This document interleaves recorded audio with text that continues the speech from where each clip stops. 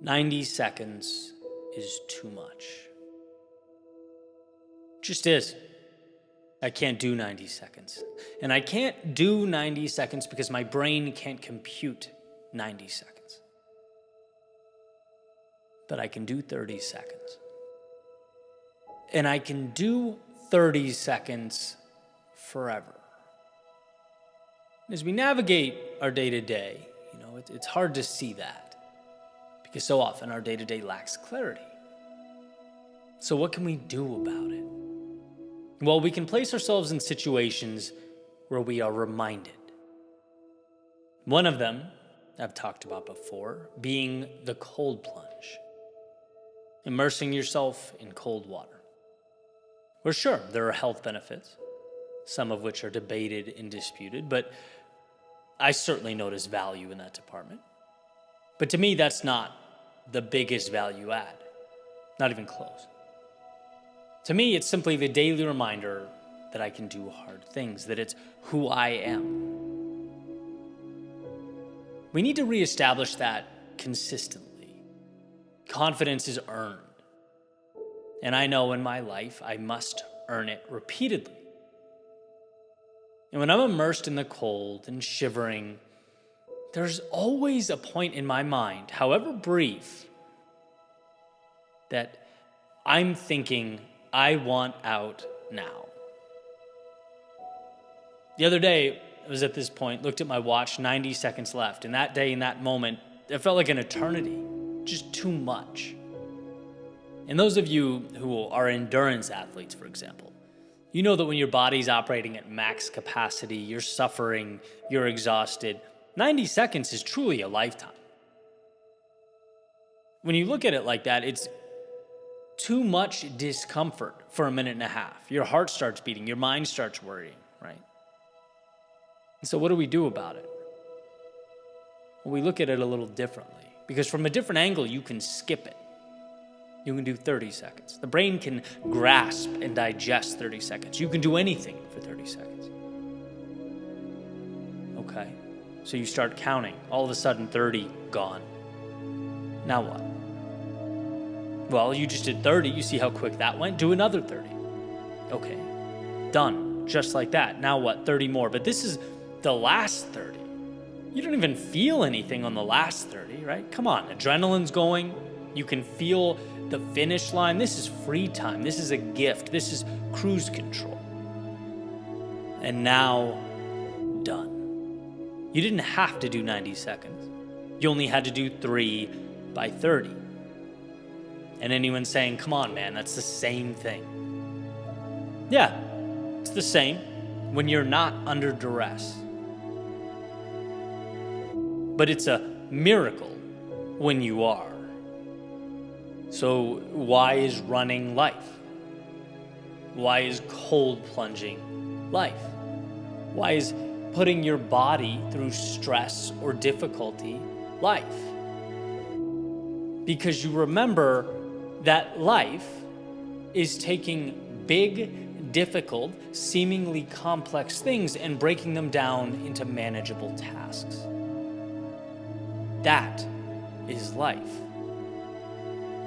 The pieces are always manageable. Now, the monster we allow the pieces to become when we stack them up and give them an invisible face, that's not so manageable. That's self-sabotage. And so to arm yourself with the understanding that all big things must be broken down is to green light the extraordinary. On day 1 in 2014, a YouTube channel with 0 subscribers, growing to help over 100,000 people a day, that's a 90-second cold plunge. That's unfathomable, unthinkable, impossible. But one video, weekly, at least, for 9 years, that's a 30-second cold plunge. It's very doable. Standing in front of the mirror, practicing storytelling and speaking, it's 30 seconds in cold water. Reaching out to others to learn, to get better, 30 seconds in cold water. It's like you look back and you see that you endured that 90-second plunge simply by breaking it down. That's all growth is. That's all evolution is. Finding the smallest piece possible and making it actionable. And then watching that transform, multiply, compound over time. In one of my favorite books, Unbroken by Laura Hillenbrand, this reminder comes through beautifully. Louis Zamperini, an American prisoner of war in Japanese internment camps during World War II, he basically experiences unimaginable hell and suffering. He watches his friends die, he's beaten, he's starved, he comes close to death himself. And at the end, when he's rescued, and I'm paraphrasing, but I remember this part incredibly vividly, he's asked if he could do that again, and he states he'd rather die. Because turning around and viewing it holistically like that is too much. It's unfathomable. That pain is bigger than one can even comprehend. But taking something like that, day by day, step by step, he did the unthinkable. He survived. In breaking the 90-second task down into 30-second pieces, he walked away. In breaking the seemingly insurmountable down into the manageable, and looking at each individual step as a superpower, he emerged. And you talk about perspective. His experience was as challenging as it gets. Right? My cold plunge is laughable in comparison. But my mind doesn't know that. It's up to me to reinforce it. Building a business is nothing in comparison to Louis Zamperini, but my mind doesn't know that. Healing my shoulder and getting stronger in the gym is nothing in comparison, but my mind does not know that. It's looking at the mountain and reminding myself, Eddie, you can't leap those. I've seen you jump, buddy. But the good news is, no mountains need be left here. We ascend this thing one rock at a time, and mark my words, you conquer those manageable tasks day in and day out, you will find yourself. So when you feel stuck or too small for the task at hand, remind yourself you're looking at a 90-second block here. Break that down. Ask yourself what your 30 is. Ask yourself what you can create that's manageable, that will create your momentum, that will shoot you into a trajectory that will allow growth and position you someday to look back over your shoulder and go, wow, I endured all that. A transformation too big to understand on day one. It's a beautiful thing watching all those little steps add up to create the extraordinary.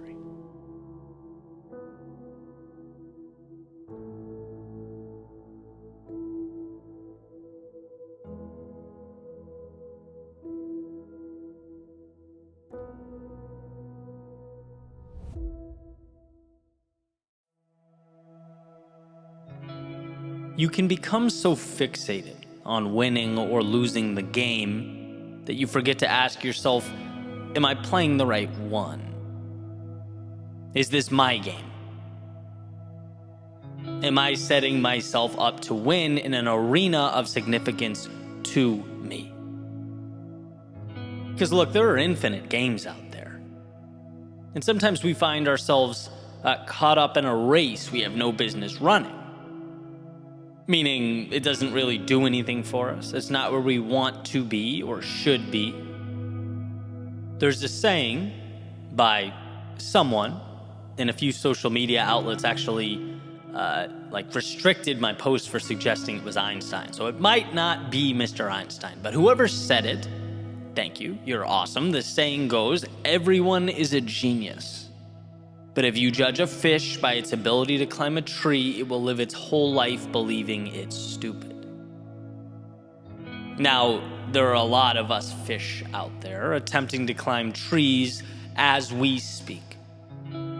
wondering why we're not where we want to be, perhaps seeing the results or lack thereof as an indication that we're insufficient, inadequate in some way. When, hey, that's not the case at all. It's that we haven't taken the time to identify our own personal intersection of what we love and what adds value to the world. We haven't manufactured those fireworks. That's something that has to be explored, found. J.R.R. Tolkien, not all who wander are lost, right? And I think we innately fear this process of searching because it's unsettling to not know how things are going to play out. Trust me, I've been there, right? It's taxing to not have your packaged little elevator speech and a 5-year vision when it seems like the whole world does.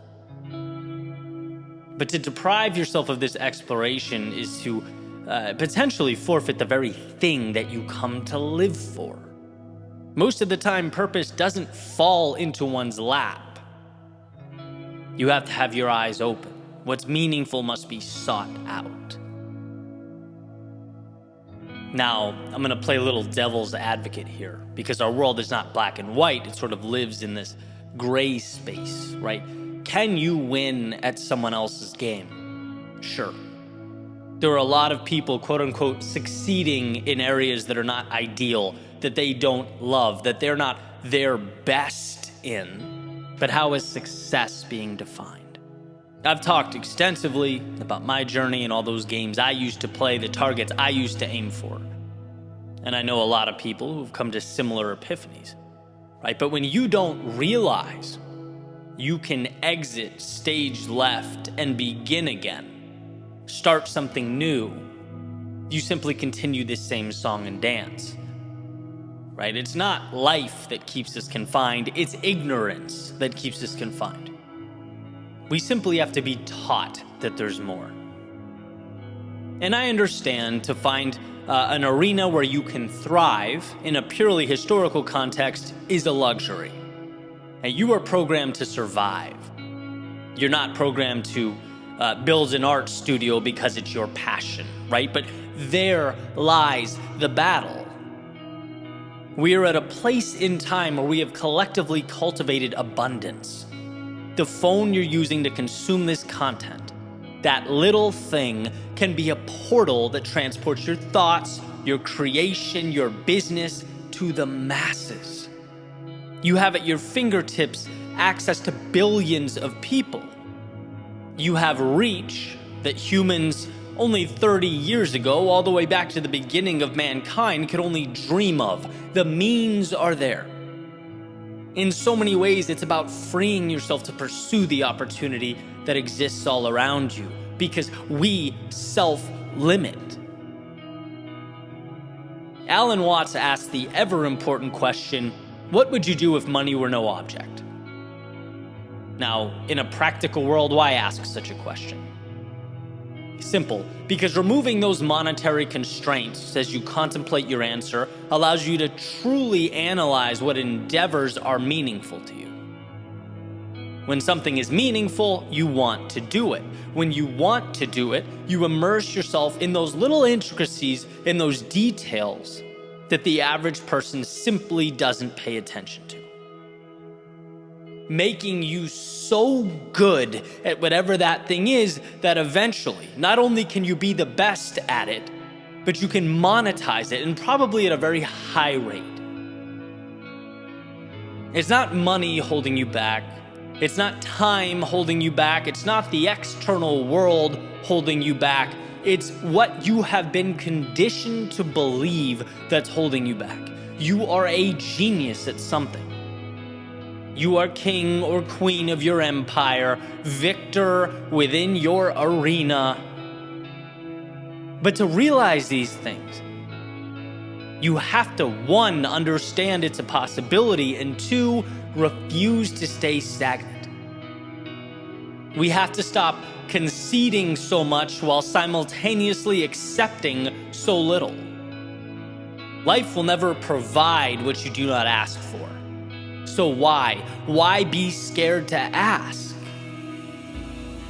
Life won't tell you you're a fish climbing a tree. You must tell you that.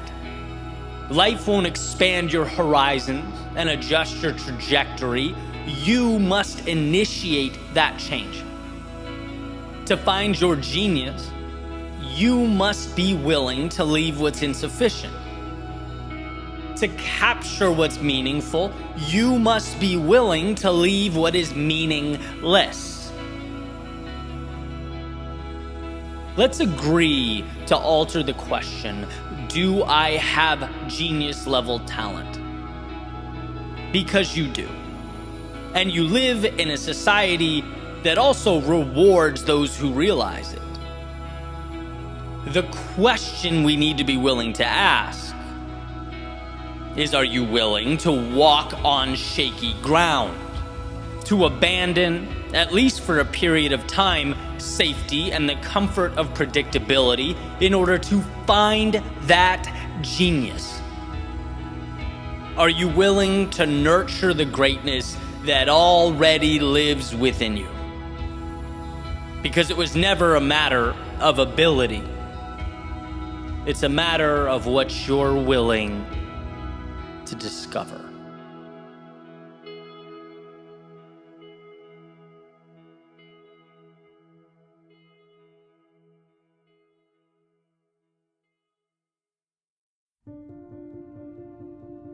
Today is not an obligation. Today is a gift.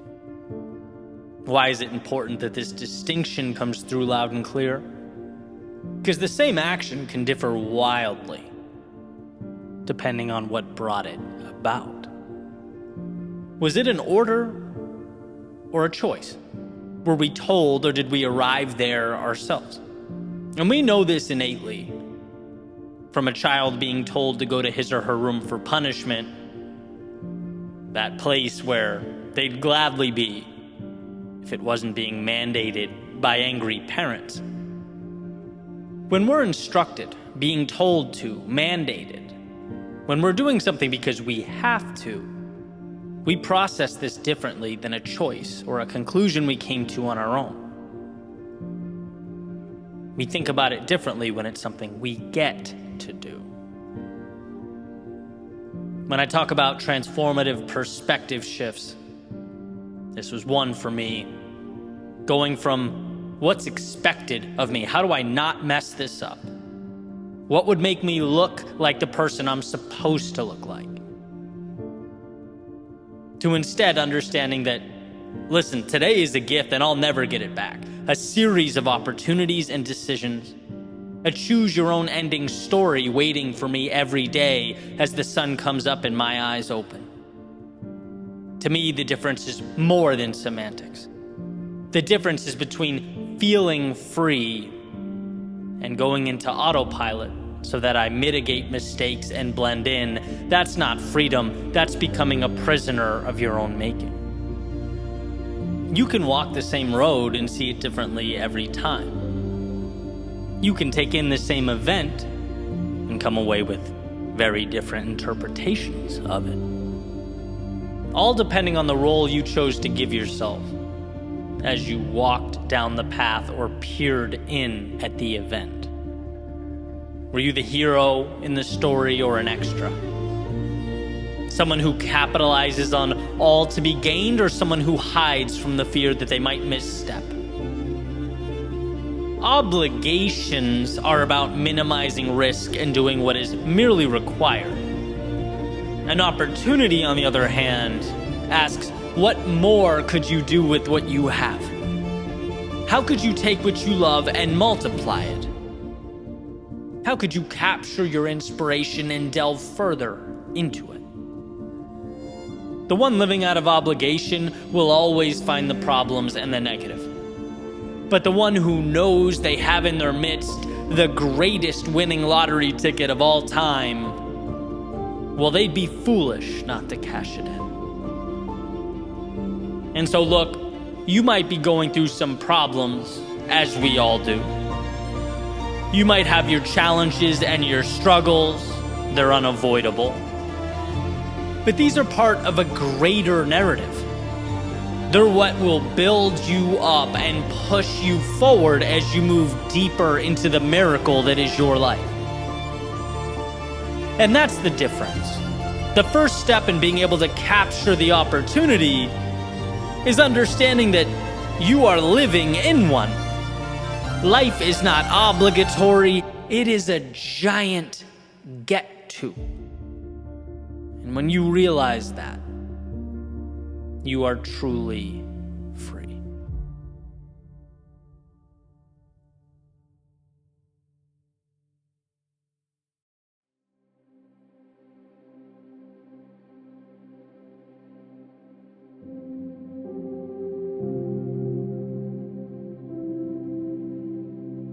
At night, the sky becomes visible. The darkness, the muting out of everything else allows the stars to finally shine through, to make their presence known. And during the day, conversely, one cannot see those stars, but the world around him on the ground becomes illuminated. It's a push and pull that seems to work perfectly. And I think there's something poetic about the partnership existing between the big picture goal and the small steps required to bring it to life. As one of my favorite sayings goes, keeping your head in the clouds and your feet on the ground. Because here's what's interesting. If one were to only look up at the goal, she'd be consistently reminding herself of the ideal without taking the necessary steps to get there. And if one were to only look down at her feet, well, her steps would eventually become aimless. And it's that duality, right? The need to both reassure yourself you can see the stars, as well as use the world around you to pull yourself closer to them, that changes things. Right? It's that beautiful dance that has to be maintained. And this is a balancing act that has certainly been challenging. Right? Sometimes the pendulum swings way too far one way, sometimes way too far the other. But in a perfect world, you want it gravitating towards the center.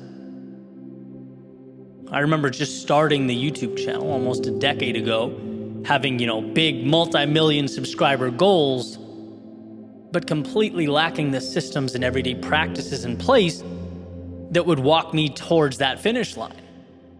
Right? I mean, sure, something's better than nothing. I was working and learning, but the actions simply didn't align with the objective. I had to correct them. And then I've been on the other end as well. Right? I'd be doing things every day without knowing why. All steps, no goal. That sort of thing occurs when routine takes on a life of its own. You start doing things because, it's what I do. It's what I've always done. And, this is when one has to look in the mirror and ask the difficult questions. And look, anytime I can squeeze the complexities down into the simple, I try and do that. So with that in mind, my questioning goes like this. What do you want? Know the answer? Okay, good. Next question. Is what you're doing taking you closer every day to what you want? Asking that question in a serious way takes a spotlight to one's world. Using my previous metaphor, it shuts the lights off so the North Star becomes visible. And then, turns them back on to ask yourself if you're using your resources to move there. And I've become pretty good at asking myself this question consistently, and still I find things that don't belong. That sort of, they hide in plain view. I have faith that I'll end up exactly where I need to be. But that faith is rooted in my commitment to continually assess, to scrutinize, and adjust. There's very little hope and a substantial amount of trust in my ability to continue forward. There's an idea referred to as the Stockdale paradox, which states, and this is the first definition I grabbed from Google here, you must never confuse faith that you'll prevail in the end, which you can never afford to lose, with the discipline to confront the most brutal facts of your current reality, whatever they might be. That's where the tough love thing comes in. Be your biggest fan because no one will believe in you unless you do. It all starts with your trust in yourself to navigate the process and arrive where you must arrive. But it also requires you are your biggest critic. It means the reason you trust yourself to get there is because you know you won't just sit back and say, I'll win because I believe I'll win. No, you'll win because you will, while having your head in the clouds, be brutally pragmatic with the steps you're taking on the ground. You'll win because you're committed to learning and adjusting. One of my favorite epiphanies when I started doing this full time was the realization, at a very small scale at first, that, someone can't fail unless they quit. You can't lose unless you stop.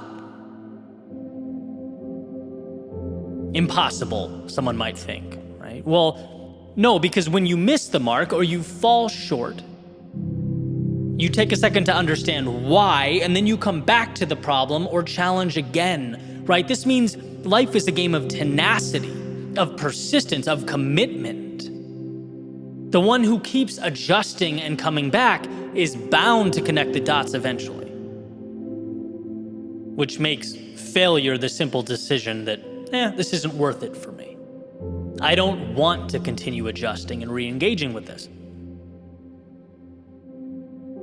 And look, hey, depending on the situation, that may be the move, right? There have been things in my life where after sufficient trial and error, sufficient data, I've said, this doesn't align with who I am or what I want. I'm going to walk away and pivot to something that does, right? But the key is knowing that it is a decision. To not reach a particular goal is a choice to no longer attack it relentlessly. And so when you feel lost or defeated or even frustrated with the process, try that line of questioning. What do I want? And is what I'm doing today bringing me there? This allows you to start taking a sledgehammer to the things that don't belong, refining the process. And sometimes walking away from the things that are no longer in the scope of who you want to be and where you're going. But the power is in knowing, it's in understanding that your footsteps, the little actions of your day-to-day, they are incredibly powerful. But most of all, when you are methodical with them, when they're pointed in the right direction. So pick your stars carefully and own those steps that take you towards them. Failure is not a sickness you catch. It doesn't fall on your head like a piano in those old cartoons. It's a choice.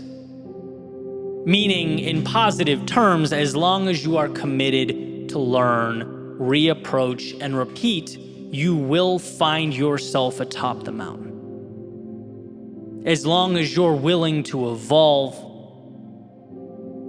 you will ultimately arrive.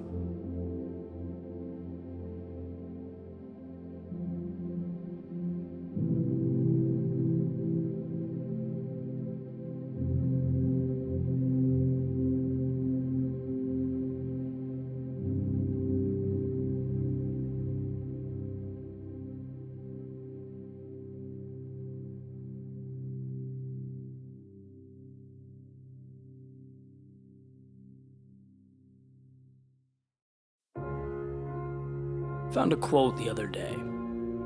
It said, "Time heals nothing unless you move along with it."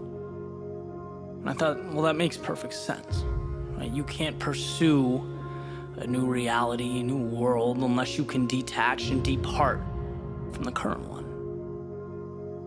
But that's in theory. And my question was, is it the destination or the path that holds us back? Because in my experience, the greatest struggle in life, it isn't what to do, it's knowing how to do it. How do we get there?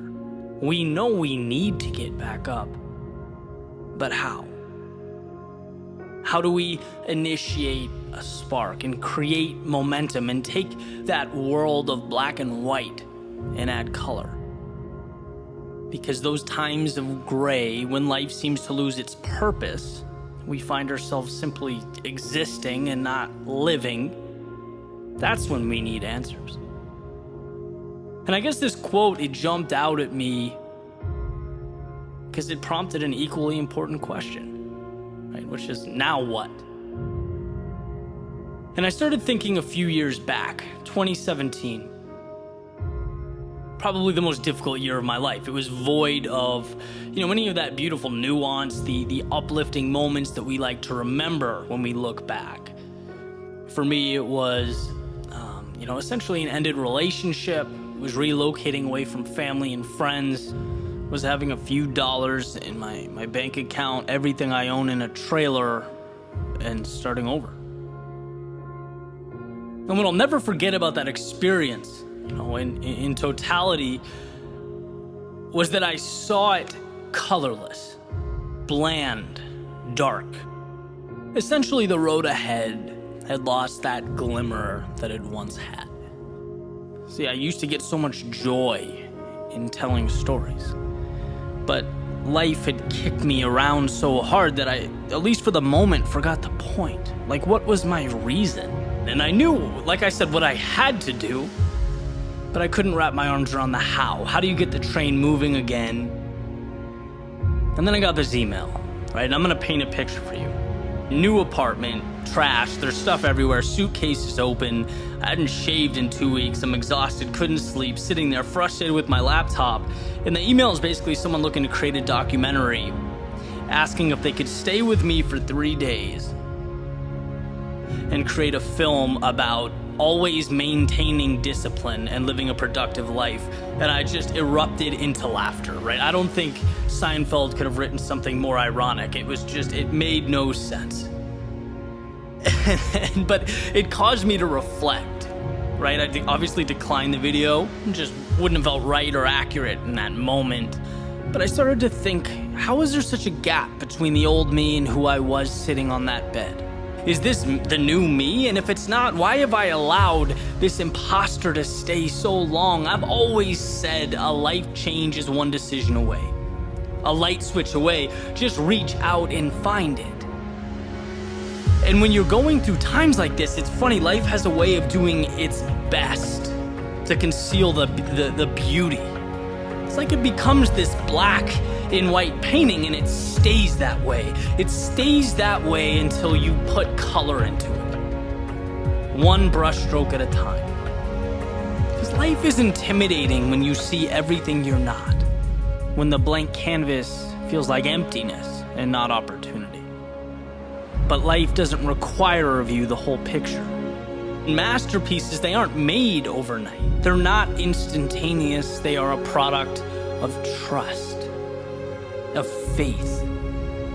Not in the canvas or the brush, but in the artist. Through his eyes, he's capable of transforming his experience into art, his misfortune into meaning.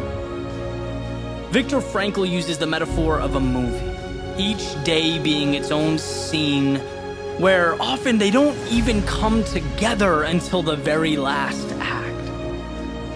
Trust that. Believe that. But man, start painting. And the very next morning, like everyone before it, I woke up to a yellow beam of light, making its way through a crack in the blinds, painting the wall of an otherwise dimly lit room. But this time I saw it. This time I didn't close the blinds, I opened my eyes. And sometimes that alone is the little hinge that swings a big door, a door that I walked through. And I saw the green of the palm trees, the beauty, the simplicity, and thought, how lucky am I to be where I am when I am. I saw a blue sky, a miracle in its own right, that's not confined to story or narrative, and well, maybe I'm not either. The white of the sidewalk leading me to wherever I choose to go next. The red of my running shoes hitting the pavement, the gold of the sun bouncing off the buildings, the black of a cup of warm coffee as I soak in the day, and the teal chandelier that hangs over the horizon as the same sun that started it all retreats after a hard day's work. See, you have everything you need, and life is not always perfect, but it is always what you make it. How things are is not how they should be or need to be, but how you've allowed them to be. And most importantly, black and white does not describe reality so much as it describes what's not there, what's missing from reality. And my hope is to never conform to that sketch or outline that masquerades as truth, but to see beyond it. To find the strength, the courage, the self-belief to pick up the brush and live life in color.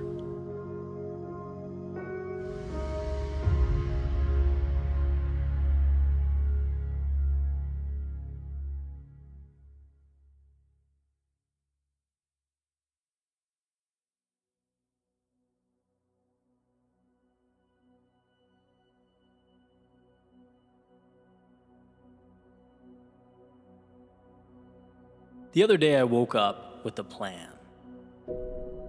3 things I had to do. So I wrote them on my whiteboard. They were essentially my objectives for the day. But it ended up being one of those days where things didn't unfold the way I anticipated. And for a variety of reasons, curveball after curveball, with some sloppy decision-making sprinkled in there.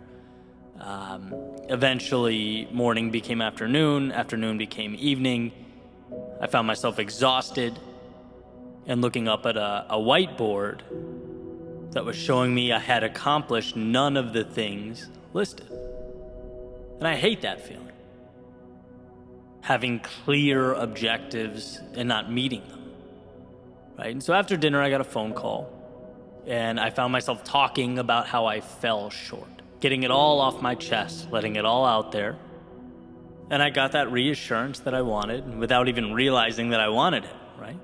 The voice said back to me, Eddie, this happens. It's not a big deal in the grand scheme of things. No one's perfect. You put a lot of pressure on yourself. Tomorrow's a new day, right? That type of thing. And it's like, okay, exhale, time for bed. And the next morning, I was outside relaxing, doing some thinking, and came to this point. And you'll see how these dots connect here in a second. But essentially, I see life as a staircase, right? Where we thrust ourselves out into discomfort, into chaos. And then amidst the storm, we're forced to grow. We step into shoes we were once unable to fill. And what was once bigger than us is now normal. It's every day. It's ordinary. Because we fought for it. We pushed ourselves through. That's evolution. But now, guess what? That old ceiling has become the floor. It's time to evolve. It's time for that next step in the staircase. Time to thrust ourselves back into the chaos of life so that we can again tame something bigger than us. Take the next intimidating thing and make it commonplace. And as I sat there outside thinking, I found myself to be at that next step, ready to leap out again into the tumultuous winds of life. But this time it felt different. There's an intersection, and I talk about it often, of doing what adds value to the world and doing what makes you content personally. Okay, I think where those two things meet is peak living. That's where the magic happens. And I'm fortunate enough that these thoughts, speeches, episodes, videos, whatever you want to call them, on some days literally reach over 200,000 people. And that's not meant to be a humble brag or anything like that. It's just, to me, so incredible that I can't process it, right? I get emotional thinking about it. My dream is to add value to other people, provide that little lift that might help someone look at their own problems differently, maybe see a path when before they were unable to. That's what it's all about. And then, in addition to that, a parallel track on a personal level, feeling like I'm growing and evolving as well, constantly stepping up those stairs one by one, having the courage to continue fighting those unknowns and making sense of life's complexities.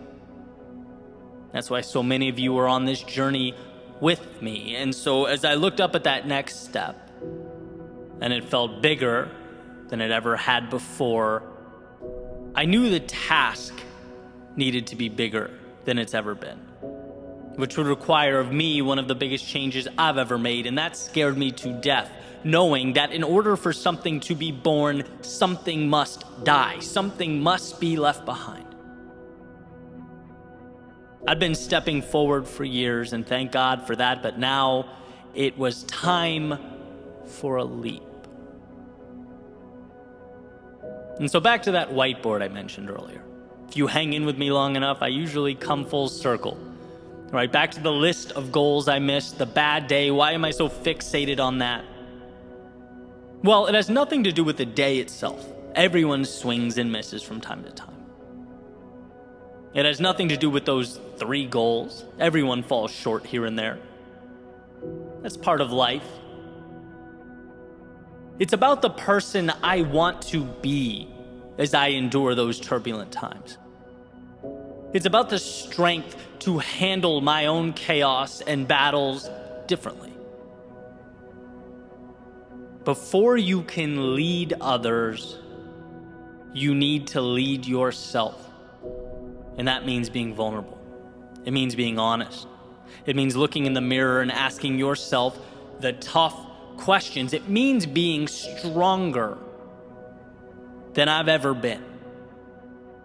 There will be times that require of me that I push forward without having to hear from my parents or girlfriend or buddies that everything's all right. The next step requires that I trust myself to be the guy in my own life. To have impact in the world, one must find strength within themselves where they didn't know it existed. This is a leveling up that I know is required for me to be more than I've ever been, stronger, bolder, more confident when I'm most fearful. There was a line I used to draw separating me and the people I look up to. And the moment for me was a message. I knew it was time for me to mentally remove that line. You'll never be more than you envision yourself to be. It was time to be my own answer. Promote myself to that next level. From the kid with the dream to the man that makes it happen, it's time. It's just simply time. Even the ones I love, the ones closest to me, they can't provide that. It has to be internally derived from a place so deep that come hell or high water, it's happening. And telling people about my little misfortunes so that they can pat me on the head and tell me things are great, that's antithetical to what is required of me next. There is a level of courage and strength and excellence in all of us that lives at the bottom of this abyss that we must pull up with everything we have until it becomes intertwined with who we are and where we're headed. And as I sat there, I knew it to be true. I couldn't help but feel that change was about to happen, and it would stem directly from how I see myself. It would be the product of who I knew myself to be. And so now, most importantly, I present this question to you. Are you at that next step? Are you looking at a chasm that must be crossed? Were all your little decisions, all the courage and discipline and strength that you utilized to get here, that has positioned you for this moment, is it telling you something is next?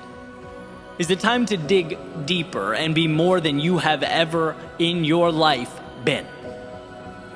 And my example, by the way, was not about holding in our problems or dismissing those around us. Asking for help when we need help is courage. The small circle we surround ourselves with is a direct reflection of who we are. No, for me, it was about being the type of person who trusts myself to weather those storms. About moving with greater conviction. Graduating from going to be to is currently. That whiteboard, that phone call was the turning point and nothing more. And my example may fit your life like a glove. You may think, wow, that's exactly the lens I need right now. But maybe it's not. Maybe your situation is a little different.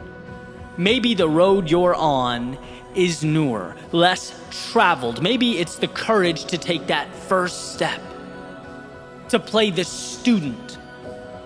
Perfect.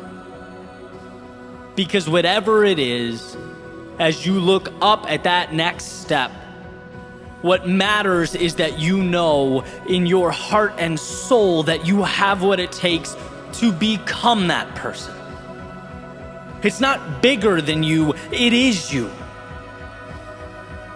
Someone once told me that the world will not believe it until you do. So believe.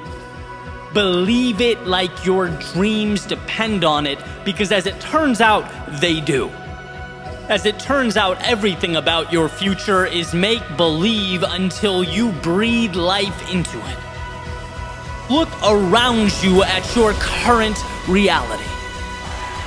Remember that it is a product of what you've allowed, and that at any time you can up the ante, climb the step, reach a new level. You have it within yourself to do that. Just give yourself permission to be that person. And it will be scary. It's going to hurt at times. But let's be that vulnerable. Let's show the world what we can create when we move into it as though it's ours. As though destiny isn't assigned, but written, one beautiful act of courage at a time.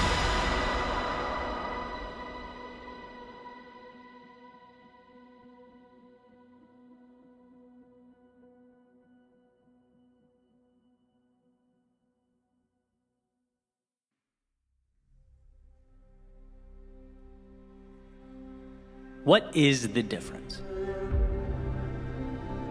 When I think back to the first time I deviated from my comfort zone, my routine, I lost the certainty in my life. And as much as I wanted to go back, I remember telling myself one more day, just one more day, until someday became the current day, and that made all the difference. Day one, starting my company, I remember turning the camera on and feeling so lost saying words into a microphone that I almost didn't press record. But I did. Until one day I realized not only was it bearable, it was my purpose. The vehicle that transported my thoughts to the world, and that made all the difference. During the times when some of the projects I invested the most time and energy into flopped, I remember almost saying, this isn't for me. But I kept creating. I kept creating until I found that intersection of what I love and what adds value to the world, and that made all the difference. What's crazy is how small a decision That difference seems in the moment, how insignificant the decision feels as one stands and looks out from their doorway. The difference between going and not going, stepping out or staying in, making the move or waiting one more day. That difference is sometimes disguised in a cloak of triviality, but do not be fooled. The little decision to move forward, to hang on when your ego is screaming at you to just let go, walk away, find some semblance of comfort and predictability. Those decisions to endure in the moments of hardship are what we come to look back on as the turning points that reshaped and redefined life as we know it. The courage required to make the call, release the video, register the business, send the message, reconnect with that loved one, deviate from what your friends are doing.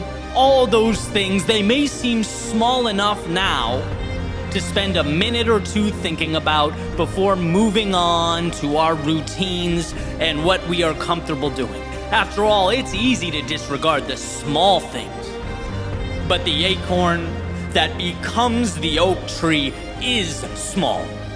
We must, along with the current reality, see the potential in what those things become. And sure, there are times where the present and the ideal are so different that it seems almost incomprehensible. But how do we get there? We get there by making the little decisions that will ultimately make the greatest difference. You are always one decision away from that evolution. So next time you find yourself looking down at the step in front of you, the step you know in your soul is the right step, remind yourself, yes, it sure would be easy to walk away here. It sure would be easy to turn back. Yeah, it's just one tiny step. But in totality, it's exponentially more than that. It's the lifeblood of your new reality.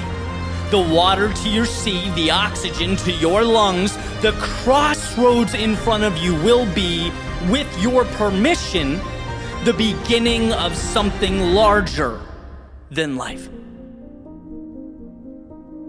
It will ultimately be the difference.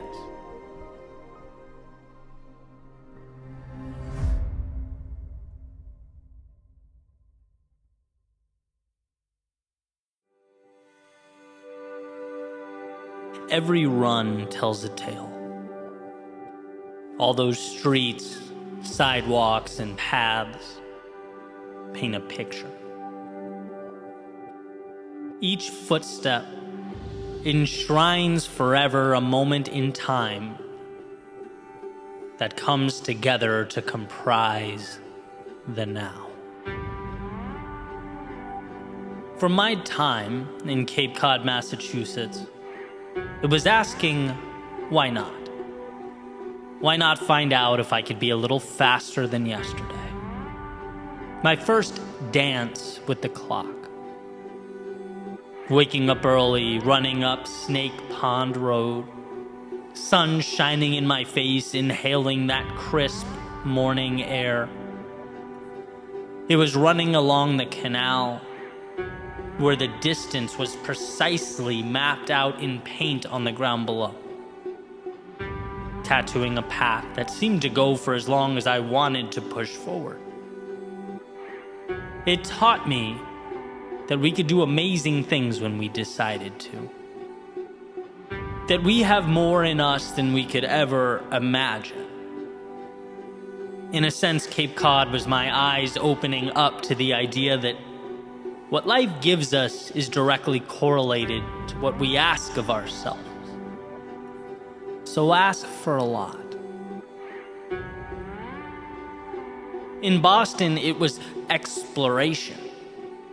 It was pushing myself harder and further, but also stretching my worldview wider, a time for transformation. It was beginning to see the mundane, the commonplace for the wolves in sheep's clothing that they are. I began exploring city streets, like I simultaneously began exploring life's possibility. I saw how taking new routes often came with two distinct components. One, an unsettling, nervous feeling in my stomach, and two, an eventual gratitude for finding the courage to go there. The world will never tell you to go where you have not yet gone. It will never assign you a map and hand you keys, a plane, or a bus ticket. That desire must be cultivated internally. Boston was me realizing the unknown wasn't a border keeping me in. It was a hand extended. In Roanoke, Virginia, it was, in a sense, a rebirth. Moving away, post-college. Everything was new, was foreign, but everything was exciting. I had to learn who I was in new surroundings with new people. My Nike running shoes took me through woods, down side streets, into the heart of downtown. I ran and I ran and I ran. Because with all that change, it was one of the few constants in my life. It brought me to the realization that with so many moving pieces, so many things shuffling in and out, there are parts of me that are non-negotiable.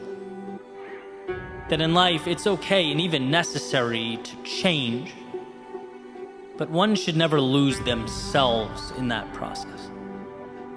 They call Roanoke the Star City of the South, for the giant glowing star that lights up on the mountain overlooking the city. Perhaps a reminder to never lose that North Star in our own lives. In South Florida, it was about connecting the dots. I'd been relentlessly doing, now it was seeing. Seeing myself as that person, as someone ready for more, worthy of a spot at the table, capable of creating monumental change. Those soft sand runs reinforce the notion that I get stronger when the world moves under my feet. Those hundreds of thousands of footsteps under the hot sun reiterated that I'm willing to do what is often deemed unnecessary or even over the top.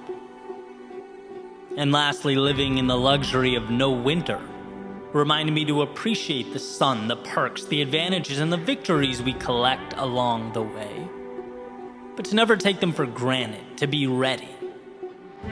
Because life's winters don't always wait until after fall to show up at your doorstep. See, every step we take is a lesson. Every street, sidewalk, and path is part of a story. And sometimes we don't understand until we look back at the chapters. We don't get it until we have the luxury of hindsight. I didn't know that I'd look back on Snake Pond Road as sacred ground, as a launch pad to everything that would come next. No, in the moment, it was nothing more than a temporary escape from a world that felt bigger than me. I didn't know I'd see the city of Boston as the place that taught me to question the normalcy of everyday life. To show me that one could be moving awfully fast and still going nowhere at all. No, in the moment, it was merely a decision to dip my toe in the water, to entertain the curiosity and sense of adventure that always seemed a few feet ahead. I had no idea Roanoke, Virginia would be where I learned that, as Emerson said, to be yourself in a world constantly trying to make you something else is the greatest accomplishment. That there are non-negotiables. And shining down above all the noise and intricacies of everyday life exists the path and the resources to become who you were meant to be. No, in the moment, I was simply stepping off my branch and landing somewhere new.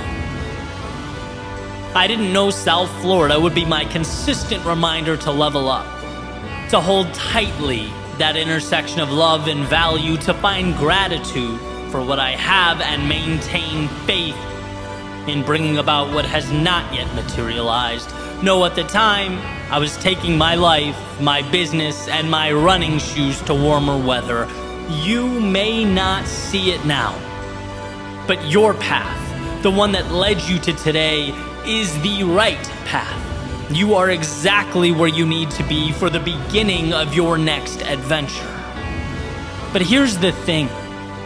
You must keep lacing up your shoes.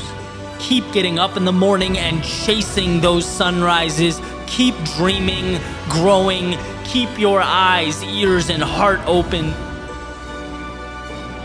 Because the world has so much to give you. But you have to allow your feet to carry you there. You have to give yourself permission to take it all in. The normalcy of right now, down the road, will end up being anything but normal. These steps are the steps that make you who you are, so own them. Believe in them, and most importantly, keep taking them.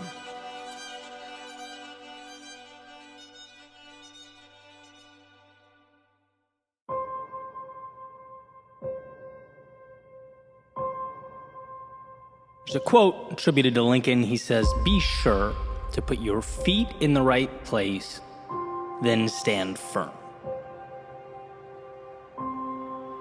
The other day I was listening to Dan Carlin's podcast called Hardcore History, which, side note, is an incredible podcast. Guy's a brilliant storyteller. And as I was listening, there's a specific idea that I wanted to dive into, an idea that I believe if we make an effort to understand and fully commit to, is capable of changing our lives.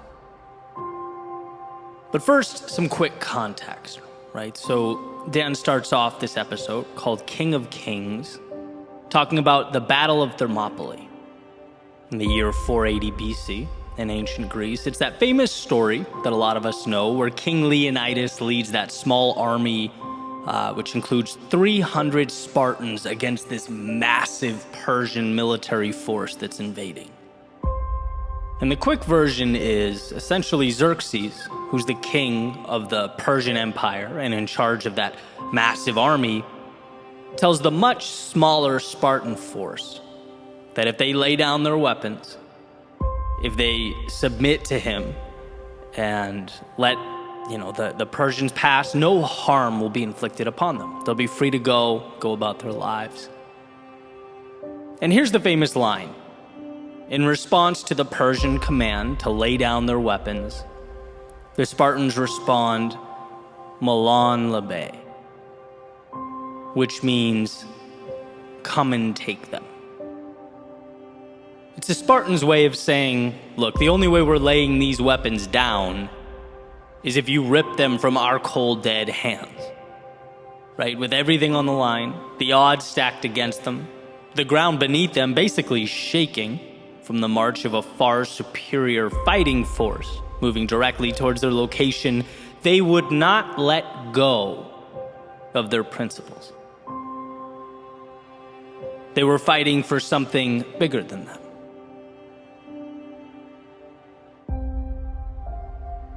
And I couldn't stop thinking about this idea long after I hit pause on the episode. I guess I was awestruck by the power of living life with that type of conviction. Because I know in my soul that's the North Star I should be gravitating towards. We all should. The strength to be unrelenting with regard to that which we care about. The aforementioned quote from Lincoln about finding the right place for our feet and then holding steady. With everything you have, all that you are, holding firm. I just couldn't get that out of my head. And then it came to me that invading force represents so much in our personal lives. So many things. One example being the difficult or adverse circumstances, our trying times. When you're most likely to concede that perhaps you're no bigger than that world around you. Maybe life is a movie and I'm merely the audience. My job is to clap, laugh, gasp, or cry. I'm a cog in a wheel, a line in a script, powerless. In which case, you should be reminded of Viktor Frankl's famous observation that everything can be taken from a man but one thing, the last of the human freedoms, to choose one's attitude in any given set of circumstances, to choose one's own way. In other words, the outside world may change. It may evolve, but it will never have power over how you choose to internalize and view what's happening. That's innately yours. So when the circumstances feel like they demand more than you can give, when they suggest you leave your interpretation of life behind, the correct response is, as the Spartans defiantly said, come and take it. That army could represent a pushback against your values, the pillars of your individual foundation that you feel, amidst all the pressure, tempted to let go of. After all, it's easier to retreat than stand toe-to-toe with others. It's easier to abandon than it is to defend, at least in the short term. But as Victor Hugo writes, you have enemies? Good. That means you've stood up for something sometime in your life. The enemies obviously not being the point. I'm a believer in the conservation of enemy approach to life. Allies just pragmatically get you a lot further, but here's the reality. Anyone who stands for something will undoubtedly create divide. They'll be criticized and condemned. And when one feels the pressure of that criticism, they must understand that it does not invalidate who they are or their worldview. That is yours. You are the only one who can give up or relinquish that control. So as the Spartans said, come and take it. And then lastly, my thoughts went to the little things that make us who we are. Those tiny pieces of ourselves that we, little by little, one by one, over time give away. The concessions that fade into the background as we evolve to fit in so that we don't stand out. As Emerson beautifully put it, to be yourself in a world that is constantly trying to make you something else is the greatest accomplishment.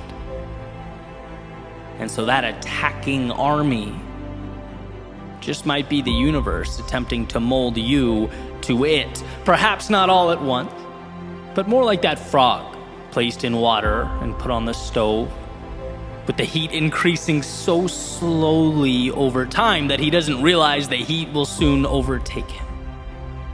Externalities do not dictate. They are objects in need of meaning, and you are the architect here. If it means something to you, it's worth holding on to during the difficult times and the easy times. When it's popular and when it's not, there is value within you specific to you, a value that must be nurtured in order to expand. Others can't and won't see that. The world around you may, even with all its complexities, seek to suppress it.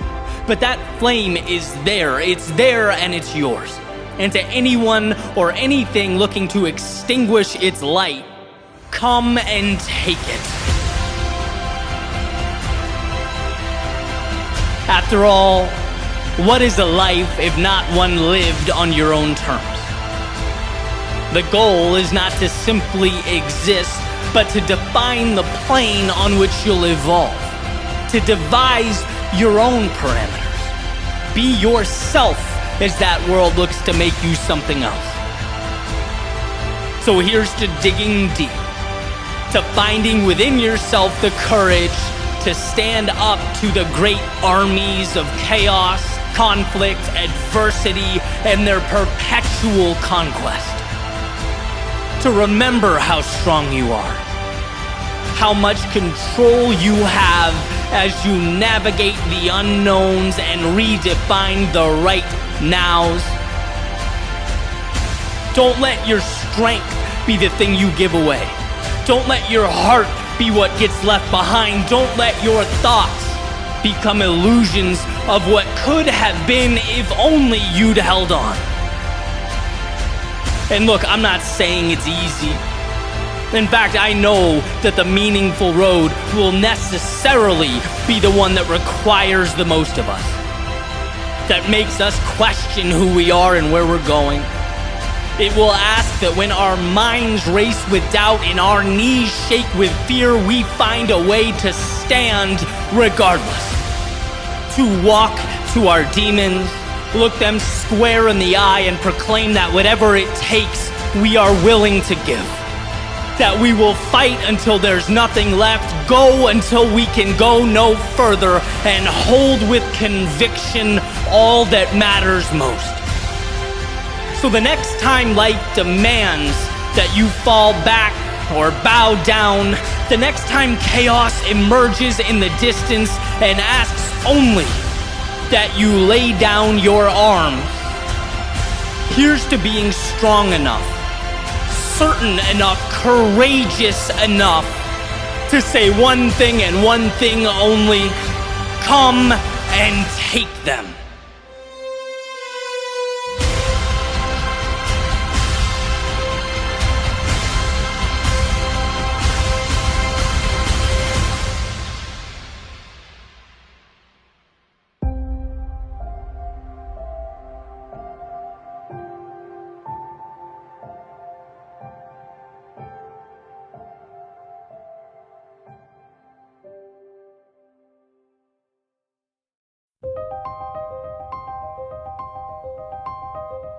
This morning I went down the street to go to this class. It's basically 45 minutes of body circuits in a heated room, which I love. I love mixing that in with the running that I do. And basically the thing kicks off. And somewhere in, maybe the last third of the class, we were doing some weighted squats. And right at that point where, you're in the thick of things, your legs start to burn, heart rate's elevated, you can start to really feel the temperature of the room. The instructor said something that I thought was absolutely incredible. She goes, and I'm paraphrasing, the discomfort that you feel right now is a privilege. It's a privilege to suffer through this. It's a privilege to be here working on yourself when most people are at home. It's a privilege to be in a position to move through the resistance you feel right now. And that message moved me. And how can you even think about discomfort after that perspective had been laid out? How can you see a few minutes of fatigue as anything other than the small price of improvement? It's funny how the same things we consider to be torture or punishment, if they're externally required of us, they become empowering when we know that we deliberately chose them. And this feeling, it was definitely self-induced. It was chosen, right? I decided to be there in class that day. It was what I needed to become just a little bit better, to obtain just a little bit more. And what a privilege. I've learned over the years to manage pain. You have to. You have to immerse yourself in an often less than ideal short term so that you can bring about results of greater magnitude. I've always accepted this. I've always known it to be true. I believe, in my own world, I've sacrificed accordingly. But I don't recall the last time I was overtly thankful for the obstacles in my way. I don't remember the last time I saw my struggle not as a necessary burden, but a gift. As something not thrown at me, but presented to me. Think for a second about the finitude of life. The 1 in 400 trillion odds of being born. A number that I came across somewhere that I certainly can't validate, but I don't think you need to get the point, right? The odds of being here are incredibly slim. Yet somehow we won. We all received winning lottery tickets.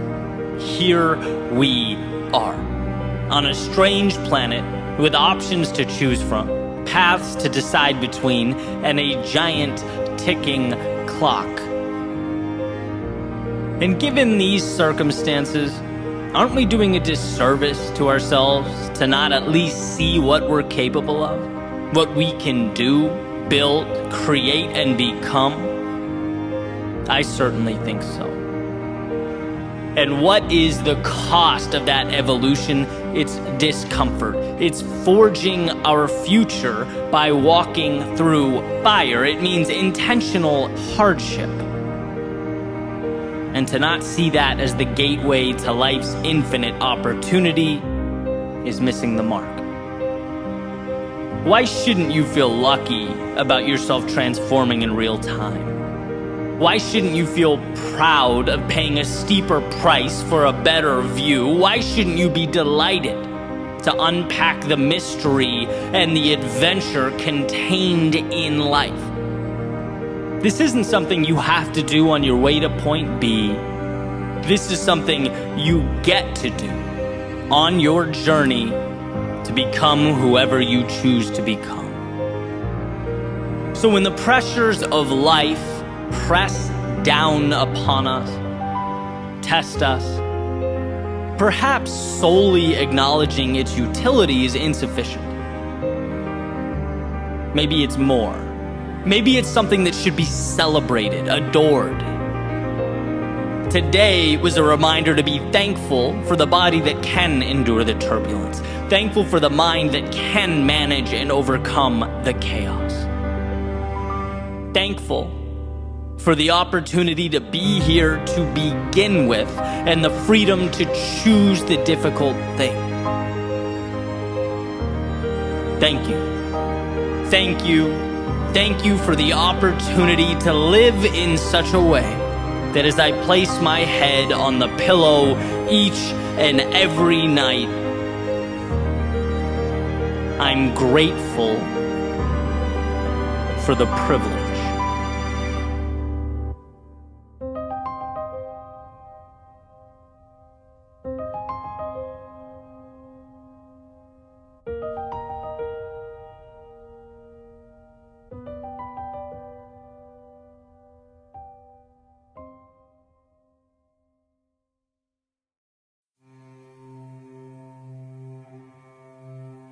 How do you visualize the road you're on?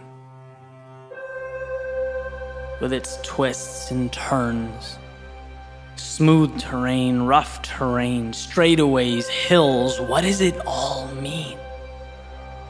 Do you find it odd that it gets more challenging as you get closer to your destination? Right? The further along you get, the more tension life puts between you and the finish line.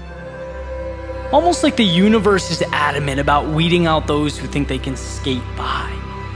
What is the difference between saying you want it and really wanting it? Perhaps it's a willingness to fight through a storm just for the opportunity to find calm and serenity in its center.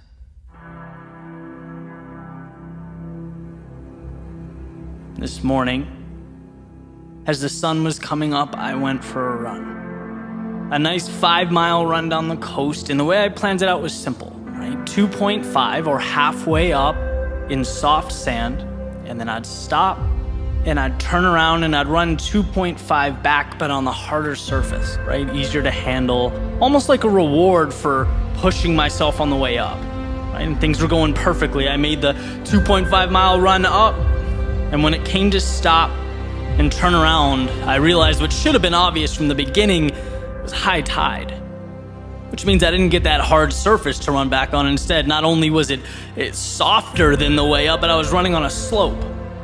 And that just threw my mind for a loop, right? I'm embarrassed to admit I was actually angry about it. You know, I pushed myself hard going up and wanted that breather. Almost felt like life pushed the finish line back 2.5 miles. And trust me, as I'm writing this, it seems ridiculous to talk about, but in the moment, just irrationally annoyed. That was the carrot that had been chasing the whole time. So I begrudgingly, moved forward, kind of trying to figure out what to do, and ultimately just continued forward. And the emotion subsided, and as usually happens, you pull yourself out of the weeds a little bit. The big picture tells a different story. Different story means different perspective. And that's what I came across, right? This idea or this question, well, why do we expect life to be flat ground? Why was that my assumption to begin with? The easy to navigate path. Why is that the standard? And the more I thought about it, right, the more I wondered if that's the very reason why we underperform. It's the little spark that ultimately lights this wildfire of regret. Because when convenience is the standard, everything else becomes unfair. Everything else is a burden. When the road should be flat, what are we to make of the hills in our path? Thinking life should be easy, it provides oxygen to a victim mentality. And sometimes it takes these little experiences for me to refocus on these subtle realities. The flat ground is not the standard, it is earned. It's a gift. It should be cherished and appreciated because guess what? Life wasn't easy. It isn't easy, and it never will be. But I believe the differentiator is knowing that, right? So I kept running on the slope, feet sinking into the sand. I got my teeth kicked in just a little bit longer, and life didn't end. In fact, I think the mental aspect was tougher than the physical. We're only talking 5 miles here, but when the standard changes, so does the performance. It's about just moving forward. And like poetry, with about 3/4 of a mile left, right, the beach widened. It leveled out, the ground became harder, each step became easier, and yeah, I was running. But in my head, it felt like I was lying on a bed of feathers. Because when you prepare to face life's demons, when you're ready for battle, when you anticipate you'll have to give everything, any adversary that falls short of that feels like wind behind your back. We can endure anything. The question is whether or not we put ourselves in position to. Mistakes, they don't define us. Heartbreak, it doesn't kill us. And criticism, it doesn't shape us. But I'll tell you what, the fear that they do stops a lot of people from becoming who they're capable of becoming. Panicking at the slightest sign of discomfort, moving away from anything but the convenient, when in reality, inconveniences are the path. As Ryan Holiday famously put it, the obstacle is the way. See, satisfaction, it doesn't even exist without a will to overcome. What meaning does a finish line have without miles of self-doubt and questions and fear and dragons being slayed while you prove to yourself over and over again that you know what? I am more. And I can be more. And the crazy thing is that there's not even a stopping point here. This rocket will propel as high into the ether as you choose to take it. And look, it's not about running on slight inclines or sinking a few inches into the sand. It's not about being rejected, losing, or castigated by 7 billion self-interested souls. No, it's about not being scared to take the bridge that connects current to future. Complacency to recreation, the known to the seemingly impossible. You're made of so much more than you give yourself credit for. You are so much stronger than you think you are. So for yourself and for the world, capture that. Own it and redefine what it means not to simply exist, but to your core, with every ounce of your being, your soul, every fiber in your body, to truly live.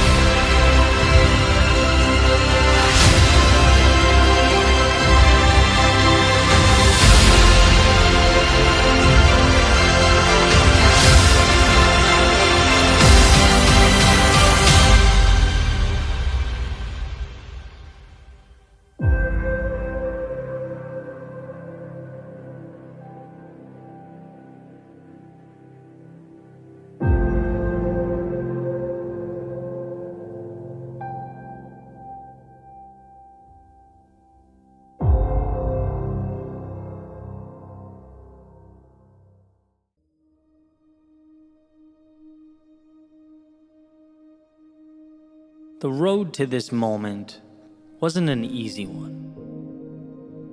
There were times where you thought you knew, but simply didn't.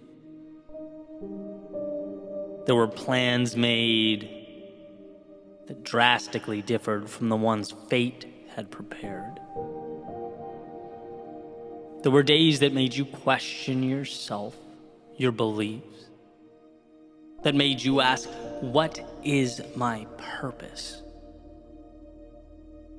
Look, to live is to have felt these things, asked these questions, to have seen firsthand the discrepancy between what we draw up and how life unfolds. And I think about this discrepancy often. The swings and misses, they hurt. You know, that quick shiver you feel down your spine when thinking about the wrong turns made. The tugging at your heartstrings when reflecting back on things said, or perhaps worse, left unsaid. It's easy to get lost in that feedback loop, letting the past dictate the present, letting yesterday define today. But here's what I've come to see as the truth. To experience the things that make life beautiful, we have to be vulnerable in a way we otherwise wouldn't. Open ourselves up to an unknown that, we could have skipped altogether if we really wanted to. All that pain, all that hurt the past provided could very easily be the reason you shut down, the reason you play small. That hell you walked through could be your justification for never stepping out into the chaos of life again. That would, at first glance, appear to make sense. Seem ideal, even. But that pain could also be the reason you look around you and say, after all that, after experiencing everything life threw at me, I'm still here. And as I stand here now, I'm looking out at an array of possibility that is infinite. I'm equipped with an understanding and a worldview that was once foreign to me. I'm armed with a perspective that has changed my life for the better. By stepping out into the often dangerous, brutal, unforgiving world, I have elevated myself. And that has made all the difference. And while it may feel intuitive to run from a reiteration of yesterday's pain, it's wisdom that urges us to instead use that pain as a multiplier.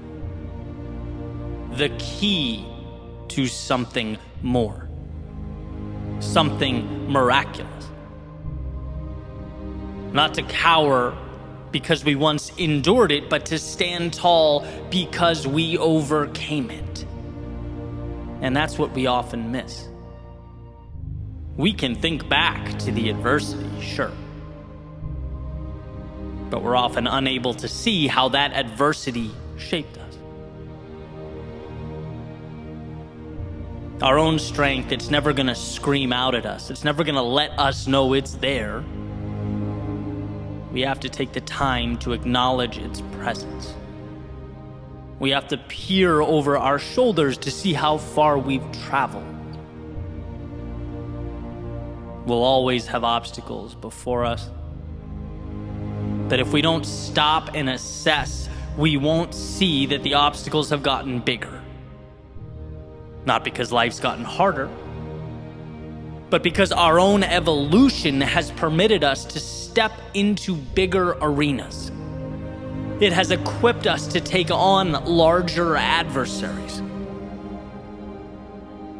A simple willingness to be vulnerable has become the flame that lit up your soul. So the question is, will you step out? Will you see that vulnerability not as a crack in the foundation or a chink in the armor, but as strength? To love, it requires accepting a susceptibility to being hurt. To play the game requires an acceptance that you just might come up short. To bet on yourself means understanding that you might fall right on your face. To want more than you have now means acknowledging that you might be humbled along the way. This is what it means to live. Giving a piece of yourself in order to acquire that which means the most. The torturous, often counterintuitive willingness to step out into the darkness of night when your heart races and your mind moves 1,000,000 miles a minute. That's vulnerable. That is power. And it's an investment in a tomorrow that otherwise would not have been available to you. You are not your past. You are the wisdom derived from its lessons, the courage removed from its trials, and the hurt that was perhaps at one point the only thing you felt. It's not your reason to shrink into yourself. It's your reason to step back out, to say to the universe, I have the strength to again dance with the unknown, to risk the short-term discomforts that life often hands out like candy in exchange for the chance years from now to look at your reflection and say, I got back up. I did the hard thing. I followed my heart. I wandered into that darkness to obtain the wondrous reality that is, for a time, concealed. I did that. So love again. Grow again. Try again.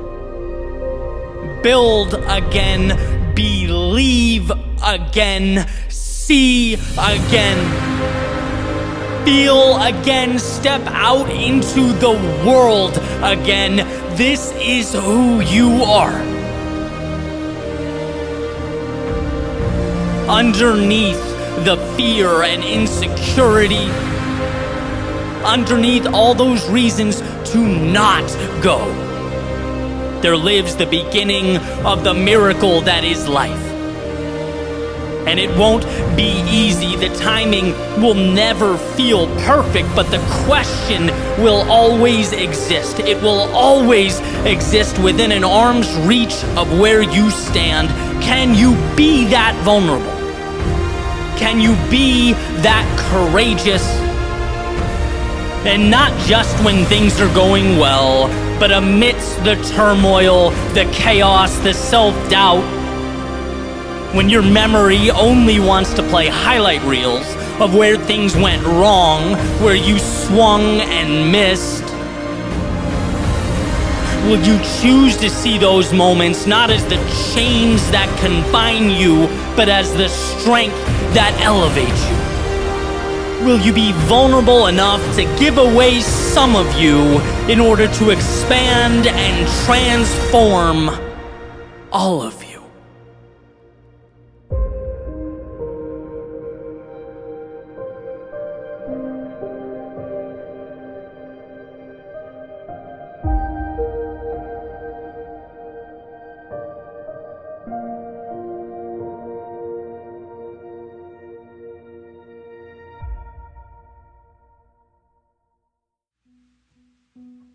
So you've made a decision.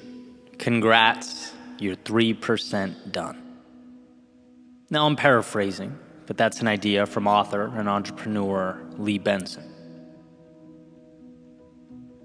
Belief and execution, the duo that will change your life. First, believe. Why? Because nothing happens without belief. Nothing begins without an understanding and a trust that the future contains something of value. That the seeds of discomfort being planted will bear fruit. We simply don't walk through doors if we don't believe something of value exists on the other side. And then there's execution, the doing. Congrats, you gave yourself permission to begin. That was a big step, right? But now you have to deal with life, and life, my friends, is no picnic. It's in the doing that success is either obtained or not, that a new reality is birthed or not. In the book, Your Most Important Number, Lee Benson has said, so you've made a decision, congrats, you're 3% done. Why? Because well, now comes the implementation, the execution. Now the feet are on the ground and the wheels, the road. And we must transform the thoughts into things. Thinking can be so much more convenient than doing. Execution is trying things. It's recognizing the attempts that didn't work. It's moving forward only to realize wrong path or wrong approach. Or maybe what's required of you is not yet something you're capable of producing, and so you must evolve. It's seeing setbacks as data points. It's understanding that to not know is okay because we collect our answers as we go. It's seeing the journey as an experiment, one in which we seek to understand ourselves and the world. There is so much contained in that 97%. To write your own ending storybook. An infinite number of paths and outcomes, but ultimately only discoverable by you. And I think that's one of the most beautiful things about life. And once you give yourself permission to walk a certain path, once you believe in something greater than the world as it currently exists, you become an artist, painting something that was not there before, using the highs as little benchmarks to remind you why you started to begin with when your landscape becomes gray. It's using the lows as fuel that turns the ordinary into extraordinary, that slingshots the old you to the new you, adding brightness and vibrance to the overall scene. You're encapsulating all of it as you move through that great unknown, as you push further and further into the abyss. You're playing the role of maker, not because you knew how it would all turn out, but because you didn't, and still you executed. Recently in an interview, I heard Alex Hormozi, a now accomplished entrepreneur in his own right, talking about some of his failings, consulting gyms in the fitness industry, the moment when things went south and he lost it all. Or for a moment, he thought he had. Money, assets, and perhaps even the pride gone. But came to learn that money and those assets, they are lagging indicators. They aren't the value that's obtained. The value is who you become. The value is learning how to be someone who can obtain those things in the first place. It's emerging from the old restriction and limitation, the old narratives. Because that cannot be taken away. When we execute, we're making ourselves something we otherwise could never have become. And so Alex learned that what he lost was insignificant compared to what he gained. And why is this such a common theme? With industry leaders, folks speaking on their accomplishments. I think the answer is simple, because you don't get there without the doing and the execution. And if to execute means to step forward without having all the answers, after all, we are only human, life will humble us. Excellence must be a game of trial and error. We can't escape those lost everything stories, because choosing the right path every time, well, that only happens when you choose no path at all. We have to act and be okay understanding that action brings with it mistakes and lessons and setbacks. You know, all those little annoying things that become greatness. 97% is left because the path before you is unwalked. But know that it contains everything. Everything you need. So believe it. Decide. Because nothing starts without that initial 3%. But nothing changes without the subsequent 97. That's where we are shaped. And when you come face to face with the inevitable adversity, know that life might take the material gains. It might demand a price you deem to be steep. It might collect as a toll assets you've been accumulating along the way. But it can't take what you know or who you've become. And that is why you execute. To build the world around you, yes, but most importantly, to build yourself into someone who can thrive in such an environment. It's in doing that the man is built. And as was said in Gary Keller's book, The One Thing, build the man and the world falls into place.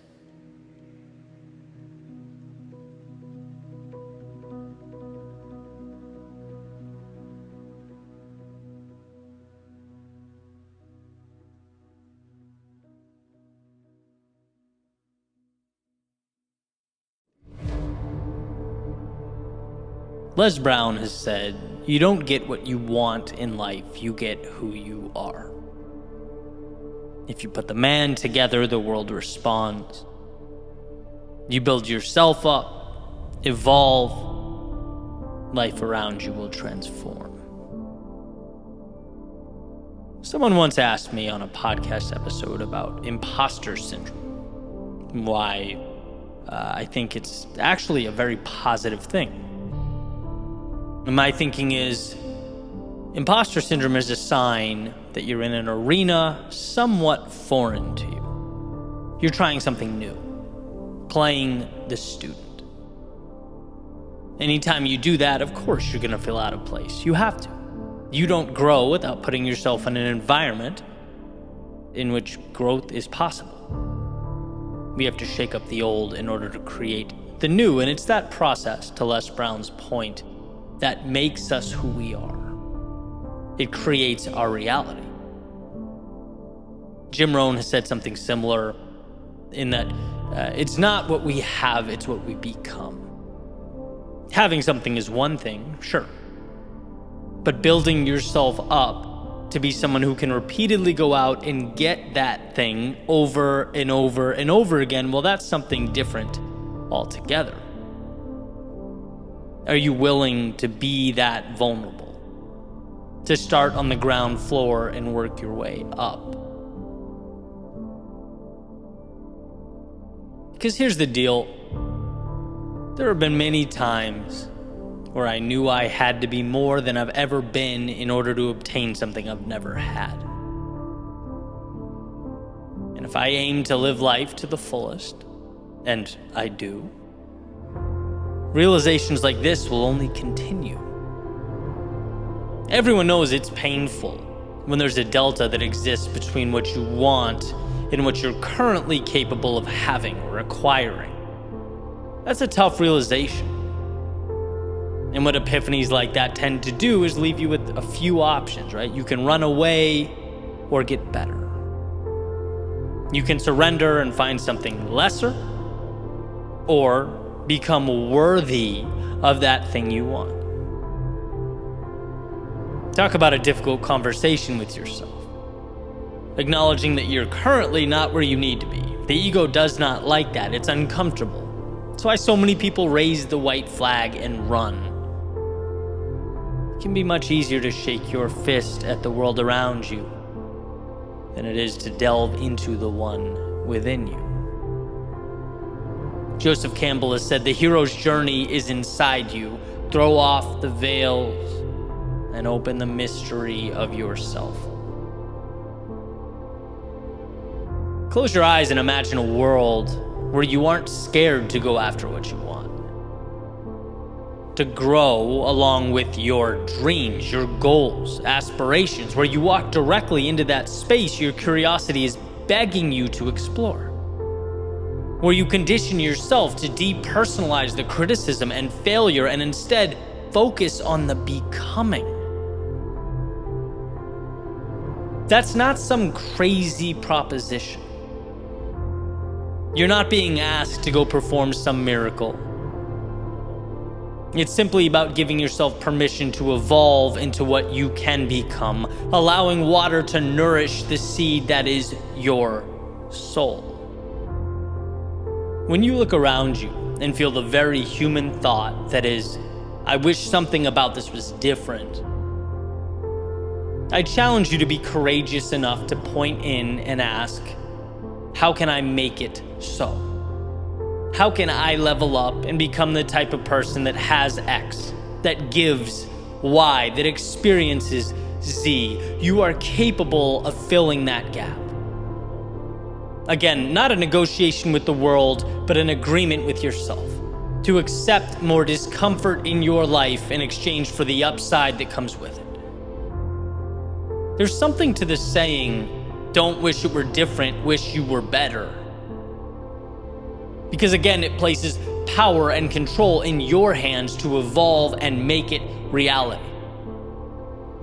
It's crazy to me how easy it is, and because of that, how many people complain about something their entire lives without owning the change.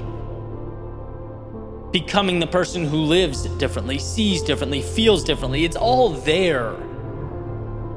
You get in life who you are. And how incredible that who you are never ends, it's limitless. If you're willing to push, to grow and change, it is your ticket to the ride of a lifetime.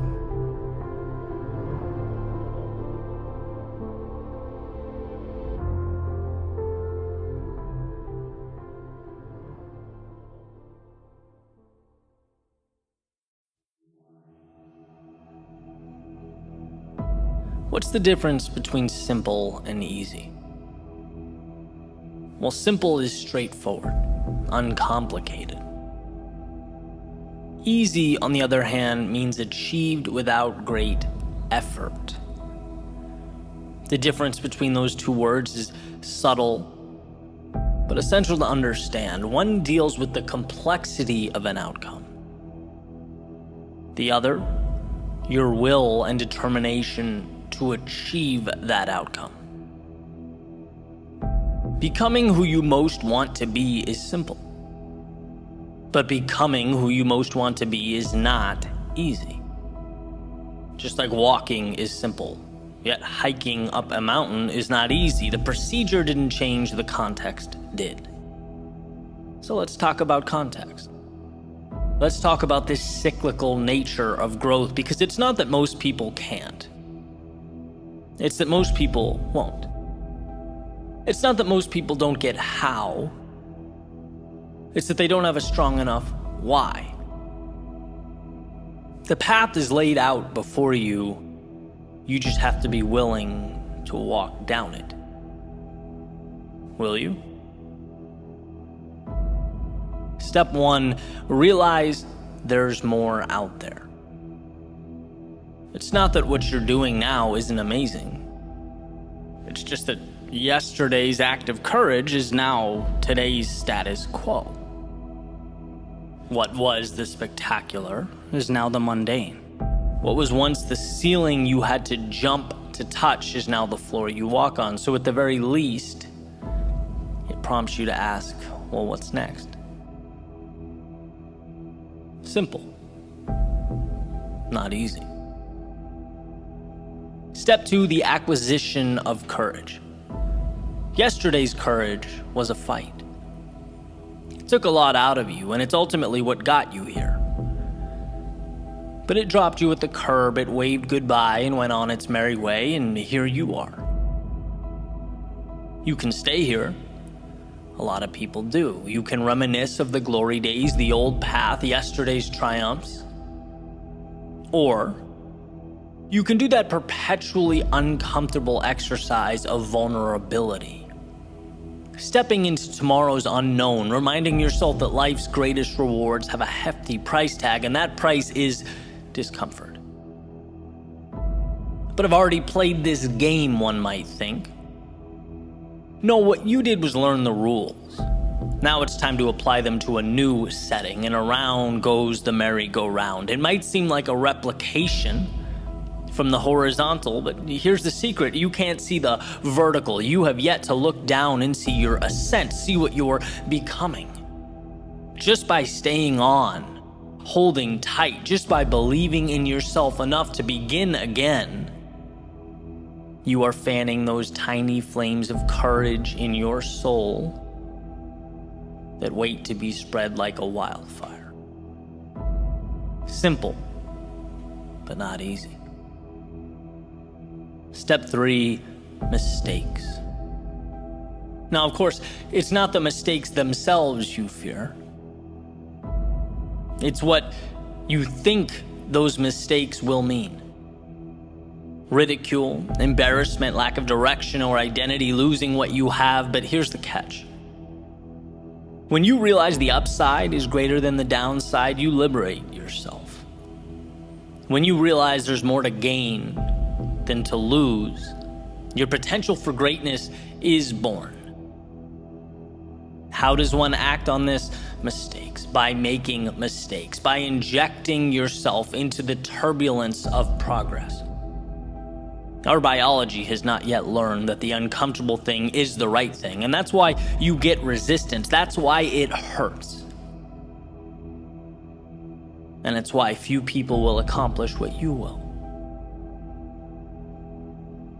When it comes to your climb, every day is opposite day. When they run out, you're running in. When they play safe, you play for the victory. To become who you might be, you must learn how to get there. Mistakes are your curriculum. Simple, but not easy. Step 4, trust yourself. Okay, sure, no problem, easy. Well, yeah, it's easy when you're getting what you want. But evolution takes time, and there's nothing quite like giving and giving and giving and not getting. There's nothing quite like stepping up to the plate again and again and again and bringing no runners home. So how does one find the strength to continue walking up to the batter's box? Well, growth is exponential, and those swings and misses matter. The infield singles matter. everything matters. Because it's all chiseling your future self out of stone. Nothing is dependent on the next at-bat as much as all at-bats in the aggregate. That's why success is so often considered to be sheer will, dependent not on the home run, but on the discipline, the self-belief to keep walking up to the plate. Repetition and adjustment. Repetition and adjustment. Repeat and refine, repeat, refine. Those are the materials from which all things are made. Simple, but not easy. And then we have the finale, the ending, step 5. Celebrate and adjust. At some point, you'll be able to look over your shoulder and notice something that perhaps you hadn't before. Space. Space between where you are and where you started. It's not sudden, but gradual. And undoubtedly, with enough persistence, it will emerge. These moments, they are precious. They are times to acknowledge what you've accomplished, the sacrifices you have made. They are life's way of reminding you what you are building and who you are becoming. It's a time of celebration. Every little win means something. Every small victory matters, so relish in it. And then transform it. Normalize it. Recognize that that mountaintop is your foundation now. Your starting point has changed, and so have you, which means so have your expectations. With an increase in ability comes an upgrade to what's possible, what's expected. And look at that. We have arrived at a new step 1. Realize there is more. This is the process for capturing that which life has to offer. If you can fall in love with that, appreciate it, respect it, while simultaneously understanding it's not scary, it's dependent entirely on your ability to push forward. If you can understand that, there is nothing you can't do. Nowhere you can't go. Simple, yes. Easy, no. But you're not in this for easy. You're in it for the journey, the growth, the adventure. You're in it because it's not easy. You'll see in time, as will the world, that this decision to endure was simply the best one you ever made.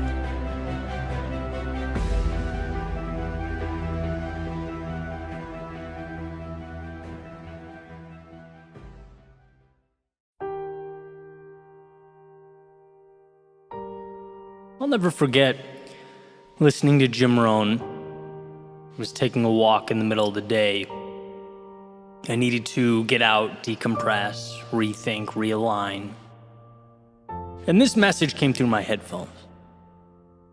He said, "We must all suffer from one of two pains. The pain of discipline or the pain of regret. The difference is discipline weighs ounces while regret weighs tons." And I needed that. I needed that because sometimes we forget why. In the midst of the day-to-day, the trials and tribulations of life, we forget why we endure.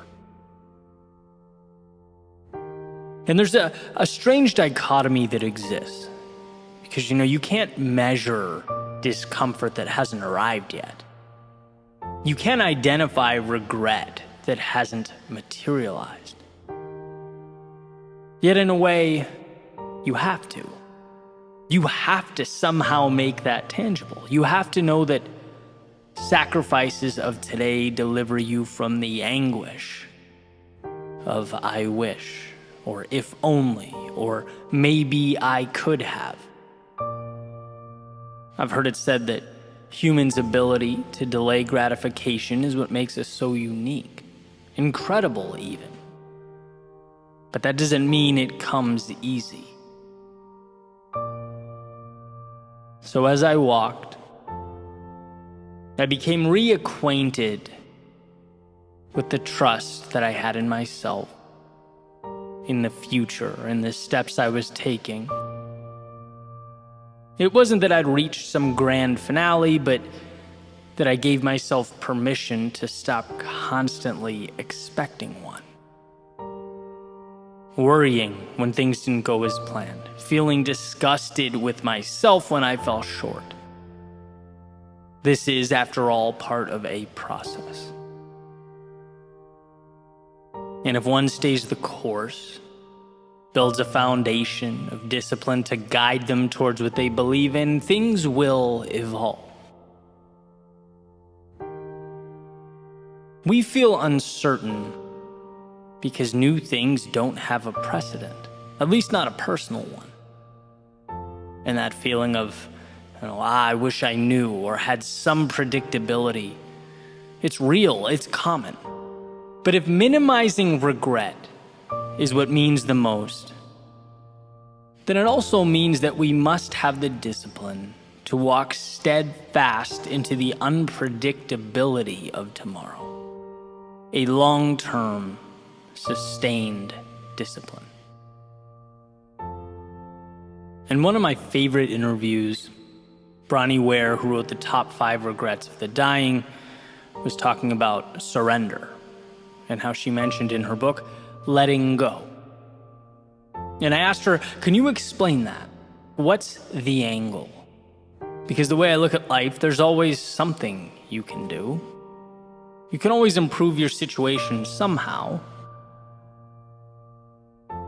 And she basically said, it's not about what you can control, what you can do. It's about putting yourself in position to live the life you want to live, and then letting go of that which you cannot control. It's about not worrying over external forces as you walk your path, because all you can do in life is walk your path. And that became the marker, or the question, am I walking my path? Right, and I look at it like this.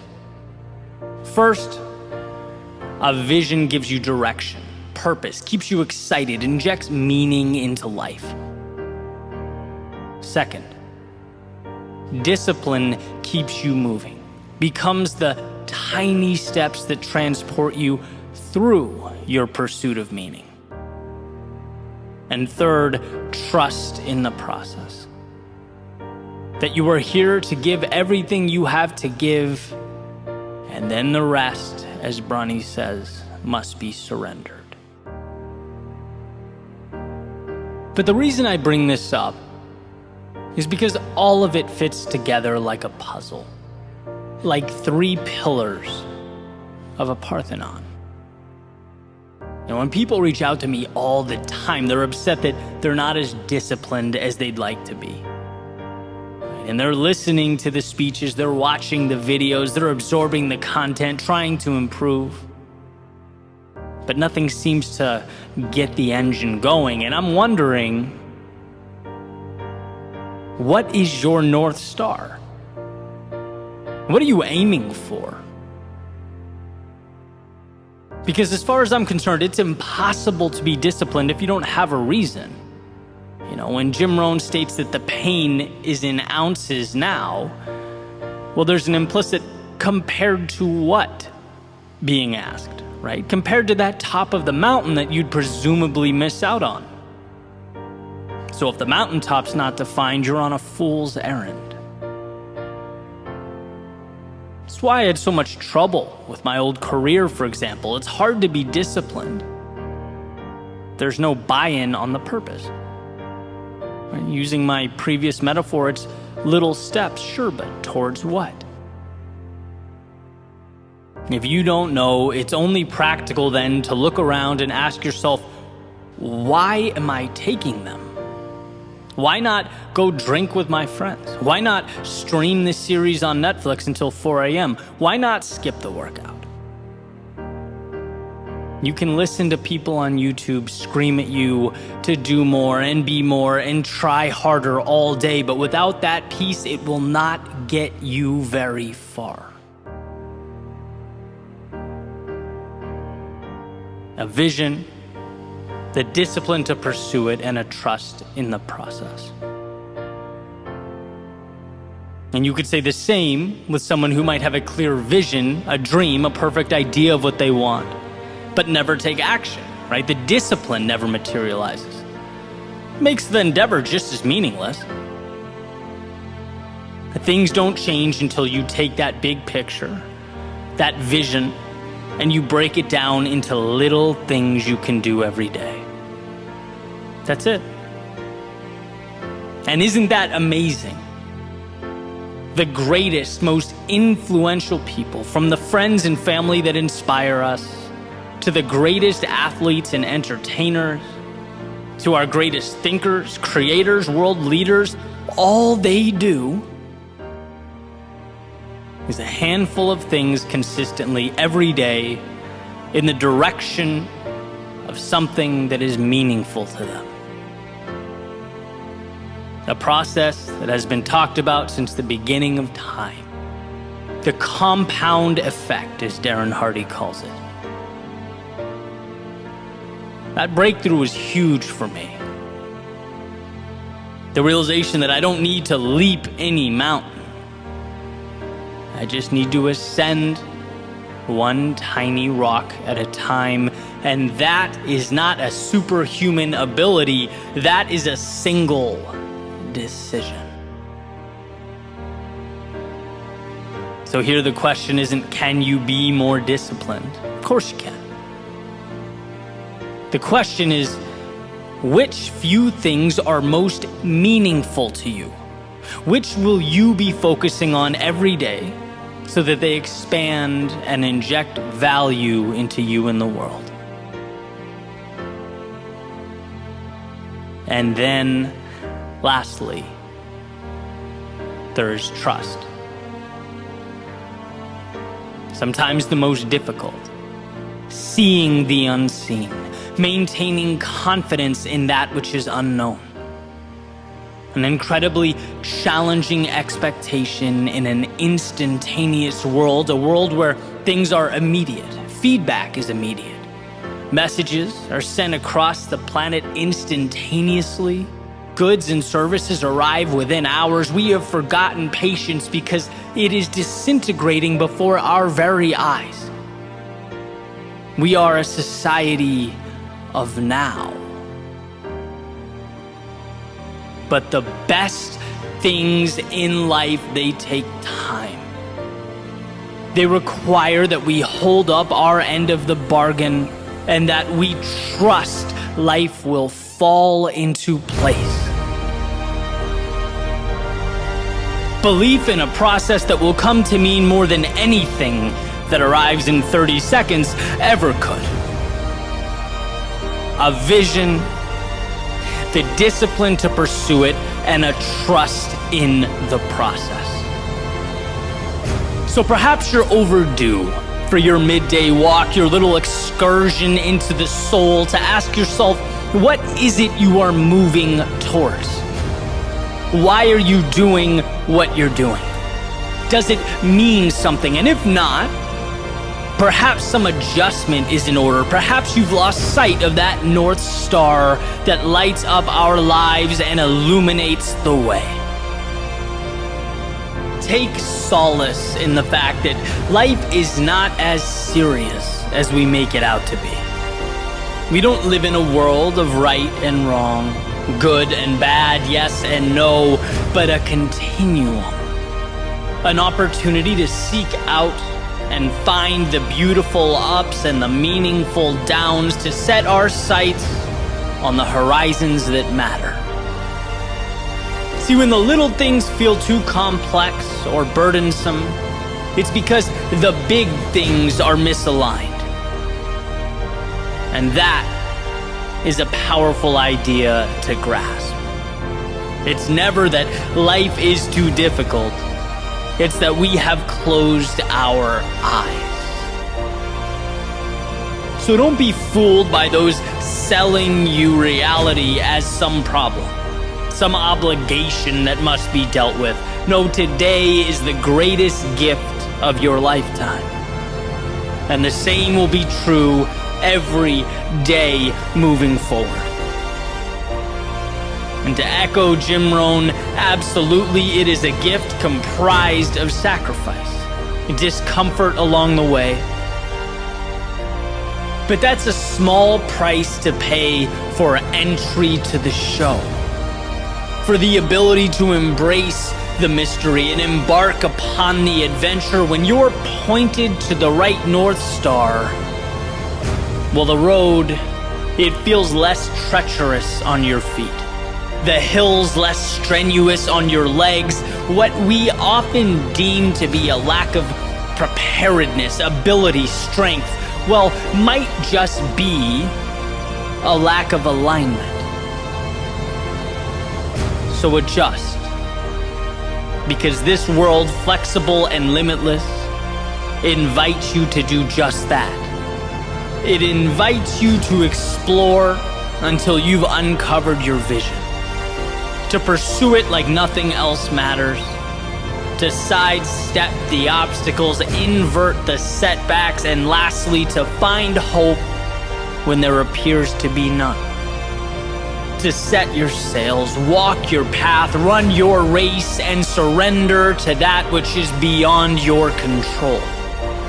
And you'll find that with a vision, with discipline, with trust in the process, there is no situation or circumstance outside the scope of what's possible for you.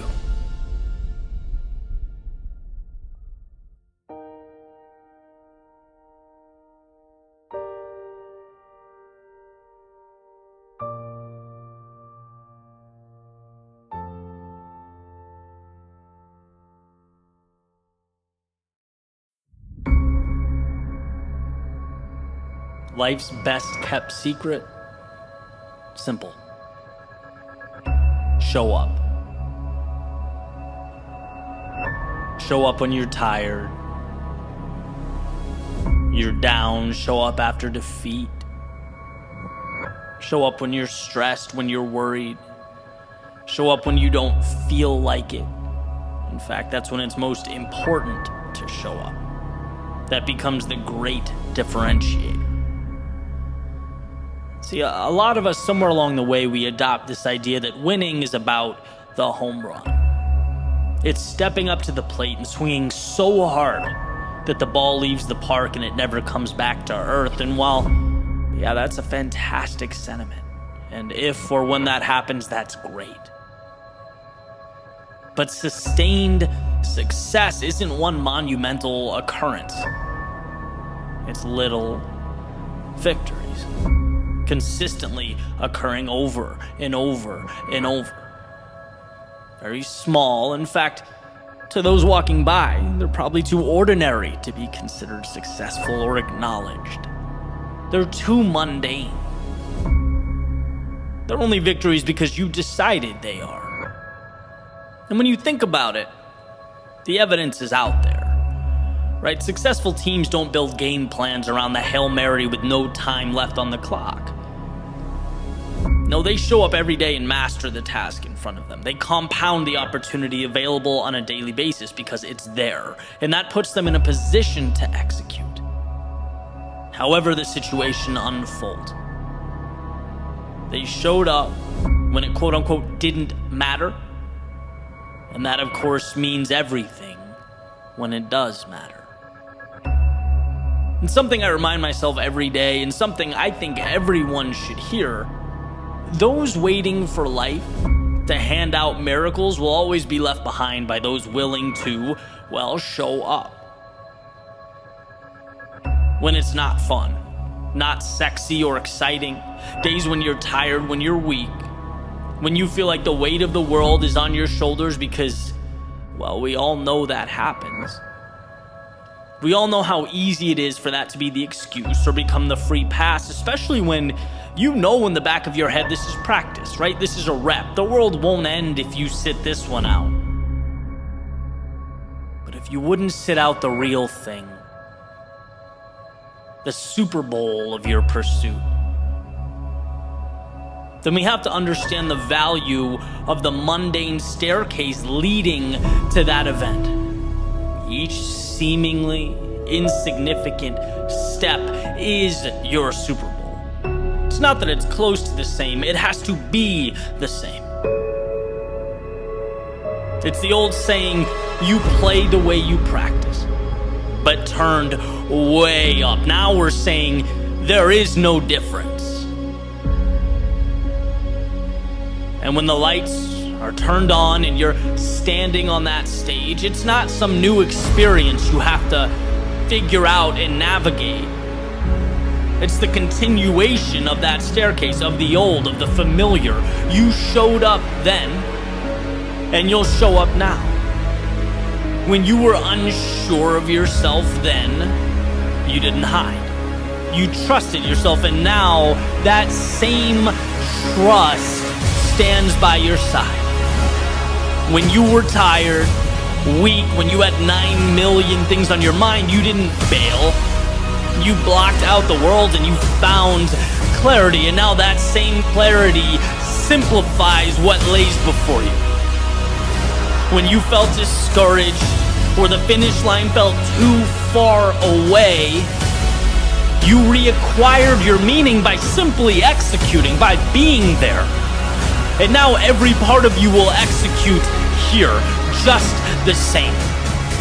So while it's their Super Bowl, their championship, their one shot, this is your everyday. It's your DNA. It's watching that ball roll down the hill that you created, pushed by momentum you brought to life. You'll do what you came here to do because you made that decision. Every step along the way, every single day leading up to now.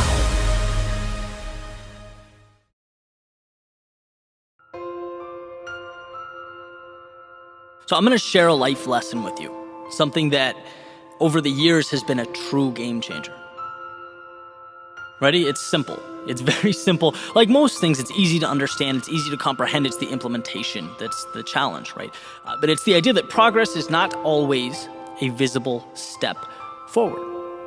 Growth is not always a measurable inch or mile, to feel good about, to celebrate. It's not always a tangible victory or pat on the back to smile about. Sometimes it's sidestepping. Sometimes it's stepping backwards, reminding ourselves to look up and gain perspective. Because we are always inclined to look at the immediate. That's what feels good.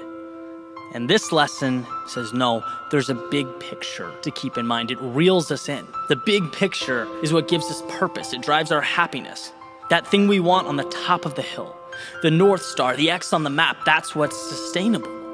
And I say it's been a game changer for me because, one of my biggest adversaries over the years has been that voice in my head, almost pleading with me to indulge in the thing that will bring that immediate result. It's money now, growth now, validation now.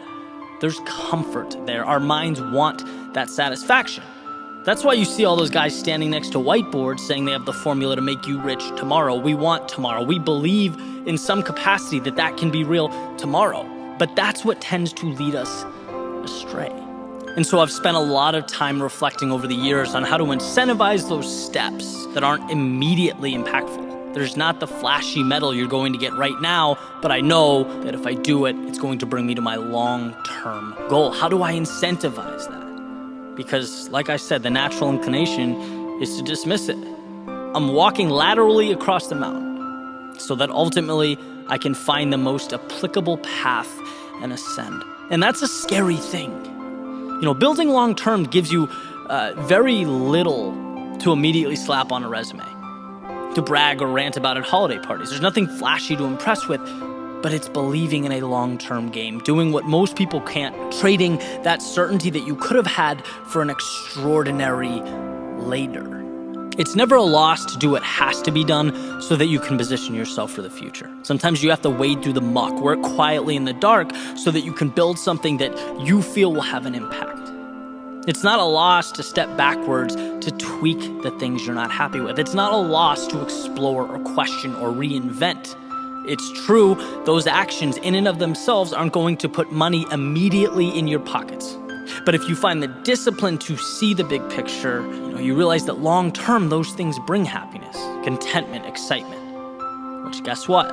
Leads to accomplishment and progress and the financial stability that you're looking for. Chasing flashy things, chasing the immediate moment, yeah, it gets you a quick rush, a nice blast of dopamine, but it's empty. Ultimately, it's unfulfilling because nothing worth having is quick. That's life. But it's often the illusion that guides us, right? You'll never see how many auditions the 33-year-old actor went through before he was cast in a major film. You don't see that. You don't see the countless hours and shows and midnight gigs in front of 3 people that the rock star endured. You just don't. It's not celebrated. We celebrate what we see, and what I've learned is that the most important things, they're just not visible to the naked eye. And it's funny, it's like people, they're ashamed or embarrassed by the fact that they're climbing to the top of their own hill, to something truly significant to them, because the person next to them is bragging about blindly leaping 3 steps, right? And that's great. Progress is great, but unless it's taking you to where you want to be most, is it a win? I have many friends that have left 6-figure or higher jobs to podcast or create or start their own businesses, and people's first reaction is always like, wow, look what you had. Look what you're walking away from. We see scarcity. We are naturally inclined to see life through a lens of scarcity. You need to remember that. That's what we do. We establish and protect our well-being. That's why I've worked so hard to transform my thinking over the years. To look out and think, who cares what I had? Look what's out there. There are no limitations to what can be yours. If you're not on top of the world, make it happen. And I understand people are complex. Situations, they're not easy. They're intricate. Everyone's different. Everything is different. But there's a principle that's consistent. And it's that you can always improve your situation. That will never be false. To some degree, you can improve your situation. There's always opportunity. It's just what you see. A friend of mine sent me a text yesterday saying the past and the future, they're just imagination. All you have is now. Everything other than split second is the story you're deciding to tell yourself. That's it. Think about that. We're operating off what we decide is real or imaginary, possible or impossible. We're living in a world that is our own. There's no them or they or crowd, just individual people, all telling themselves some variation of a story. And so taking this back to the point, caving into that pressure, accommodating to the now so that we feel important, so that our self-worth sees that temporary spike, it neglects the opportunity. It makes us feel like we're stepping forward, that we're progressing, but in reality, are we? That voice, that pressure to conform to what will impress Richard next door, it will always be to our detriment. And it takes truly what I believe is the most pure, important aspect of life and sticks it in the closet so that we can feel like we're on par with everyone else. Now, I'll never forget starting out, and I bring this up a lot because it was one of those moments where I recognized that a huge shift was happening in my life. Went out with some friends from college, right? And one's working for a senator, one's at Goldman, one's a lawyer, and I'm thinking, well, geez, I just quit my job. But I have this really cool idea for a YouTube channel. And I just, I don't think any girls are going to be swooning over that. And I struggled, right? At the time, it was difficult for me. And I look back and I'm just thankful every day that at the time I was able to locate somewhere in my soul the courage to stick that out, to believe that if I executed on this dream, I could have an impact. Because like I mentioned above, it was painful in the moment. But when you think big picture, bigger things happen. Right? I'm doing things now that I never ever would have been able to do if I didn't have that desire to do the unconventional thing. If I stopped at sort of the discomfort, or if I stopped when I felt like I was losing this imaginary race to those people around me, I wouldn't have the creative flexibility that I have now. I wouldn't be able to do what I do now. I wouldn't have the people in my life that I have now. You have to earn that every single day. And it makes me wonder how many people stopped when they could have taken their own path, brought their own unique vision into existence. If they didn't retreat when they felt like they were a lone wolf, when it felt like they were losing a race that didn't exist, when they felt like their neighbors were getting ahead, or their classmates or their friends were doing the conventional thing, so they had to. They were too scared to step backwards. And I'm telling you right now, that step backwards, that ability to temporarily find yourself, to create yourself, that will mean everything. That will open doors for you that would never have existed. You never would have come across them. because you would have been too scared to look for them. You have to make opportunities. Simple metaphor, gumball machine. Gumball does not come out if you don't put the quarter in and turn it. It's a price that has to be paid. Except in reality, the price is a lot higher than a quarter because we're conditioned to want to fit in. We're terrified to look like we don't know what we're doing. Every significant thing around you stemmed from someone pushing into that unknown. It came from someone risking everything. It's not easy when your family doesn't know what you're doing, your friends don't know what you're doing, or you don't know what you're doing.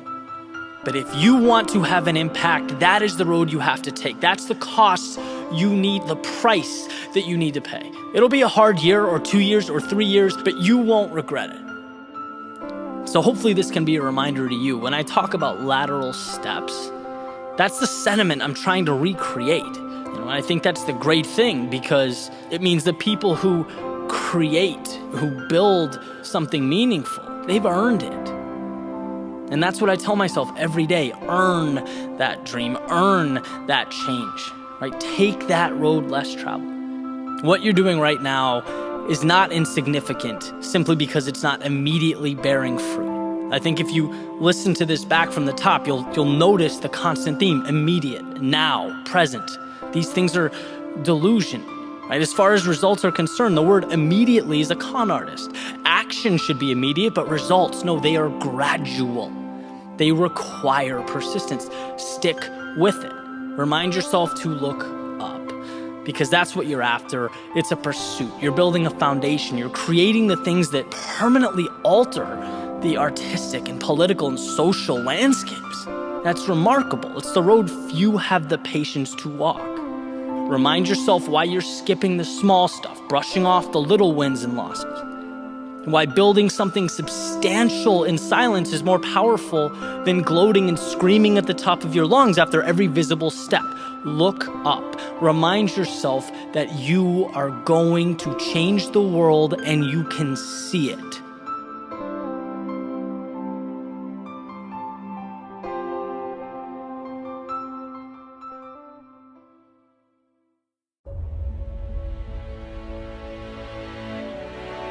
For a second, imagine that feeling in your stomach. The nerves, the discomfort, maybe even the doubt as you walk up to do that one thing that scares you, that stretches you just a little bit further than you're ready for. And as you move towards that sort of dark unknown, the mysterious discomfort, what's on your mind?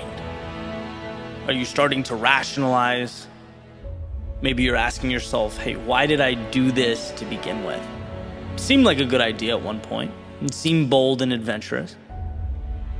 But now it seems like the wheels have hit the road and the narrative is shifting in real time. So try and recreate that feeling for a second. Looking fear in the eyes. Capture what it means physically, mentally. For me, it was public speaking, right? Half a decade ago, standing backstage, palms sweating, little voice in my head saying, hey, Ed, cubicle doesn't seem so bad right now, does it, genius? Maybe, for you in this scenario, it's that big test that feels like the weight of the world is on your shoulders, everything's on the line. Maybe it's something like starting a conversation with a complete stranger, interview for a job you want. Starting line of a race, having the courage to speak your mind online. Maybe it's doing something your family doesn't quite get or your friends won't understand. Cutting ties with what's comfortable, a decision to be what you've always wanted to be. There's a million possibilities, right? There's a lot of fear that we dance with on a day-to-day basis. But in that moment, as your feet start moving in the very direction that will bring your ideas closer to your reality, and you're hit with that same feeling, that wall that tells us something isn't quite right. That's what I want to discuss. Because it's hard to be met with this feeling and still move confidently in the same direction, right? There's cognitive dissonance there. How can something feel wrong and be right? Should there be disconnect? You know, it's funny. I really enjoy reading quotes, and particularly Lewis Carroll has resonated with me over the years. You know, things he said in his works, they're witty, they're funny, but they're powerful. And one in particular stood out to me. It's why sometimes I've believed as many as 6 impossible things before breakfast. I just loved the concept, the idea of immersing yourself, you know, in the impossible, in the difficult, the thing that's not right in front of you, but sort of creating it as you go. So I got through The Looking Glass and Adventures of Alice in Wonderland, and it was an interesting read. I'm not sure I'd recommend it for everyone, but there was certainly one thing that popped out at me that I found incredibly valuable.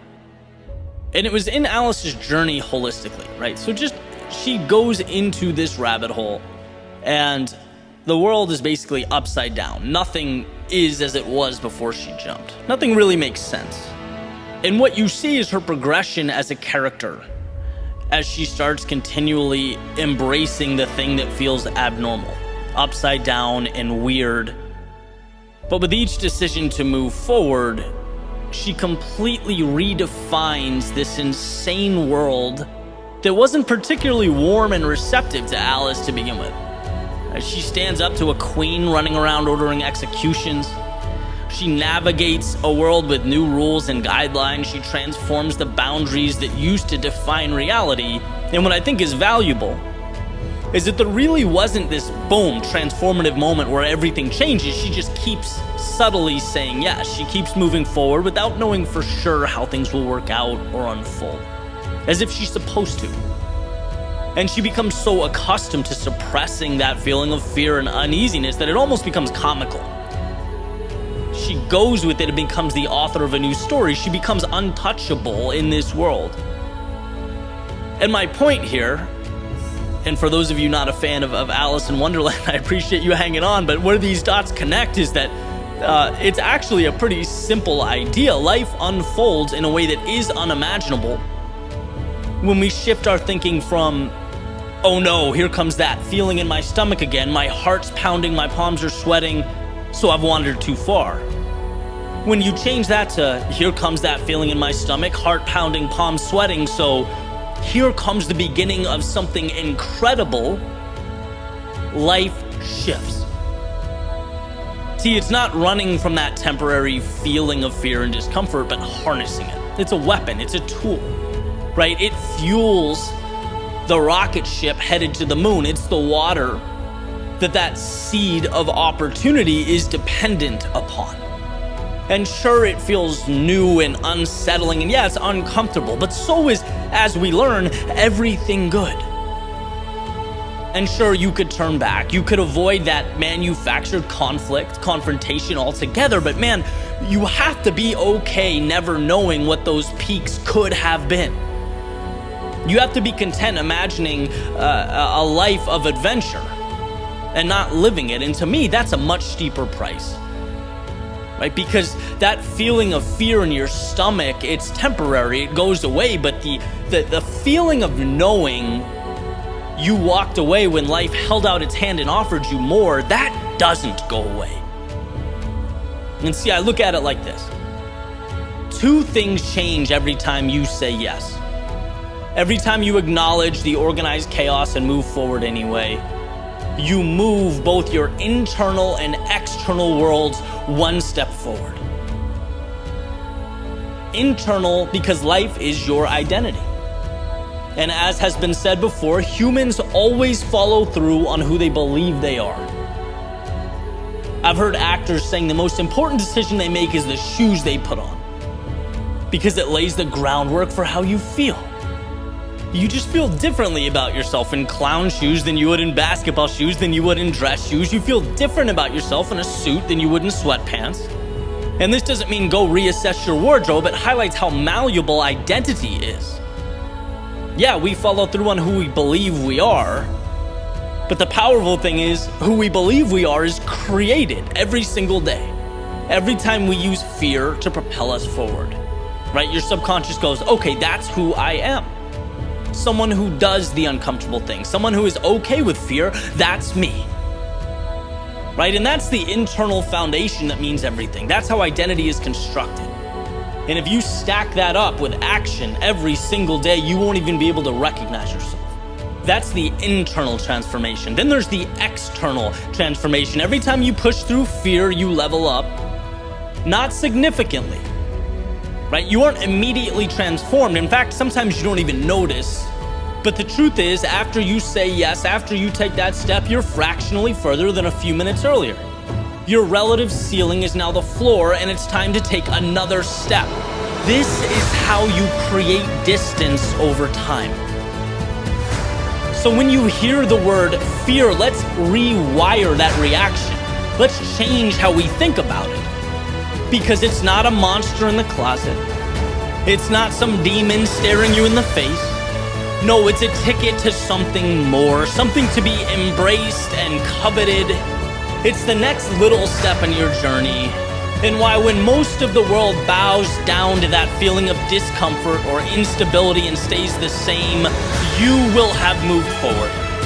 Not in a single leap, but a step that over time will become the reason that at some point, when you look over your shoulder, you'll find a life, a world, a reality that is unrecognizable in the context of where you began.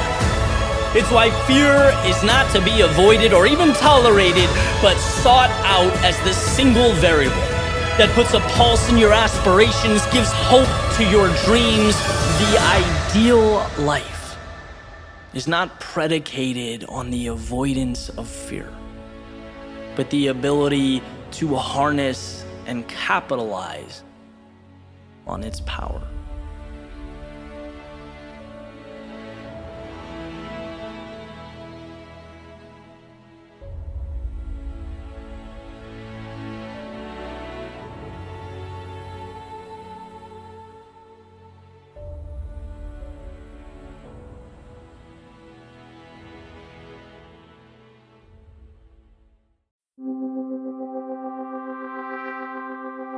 How can I be happy all the time?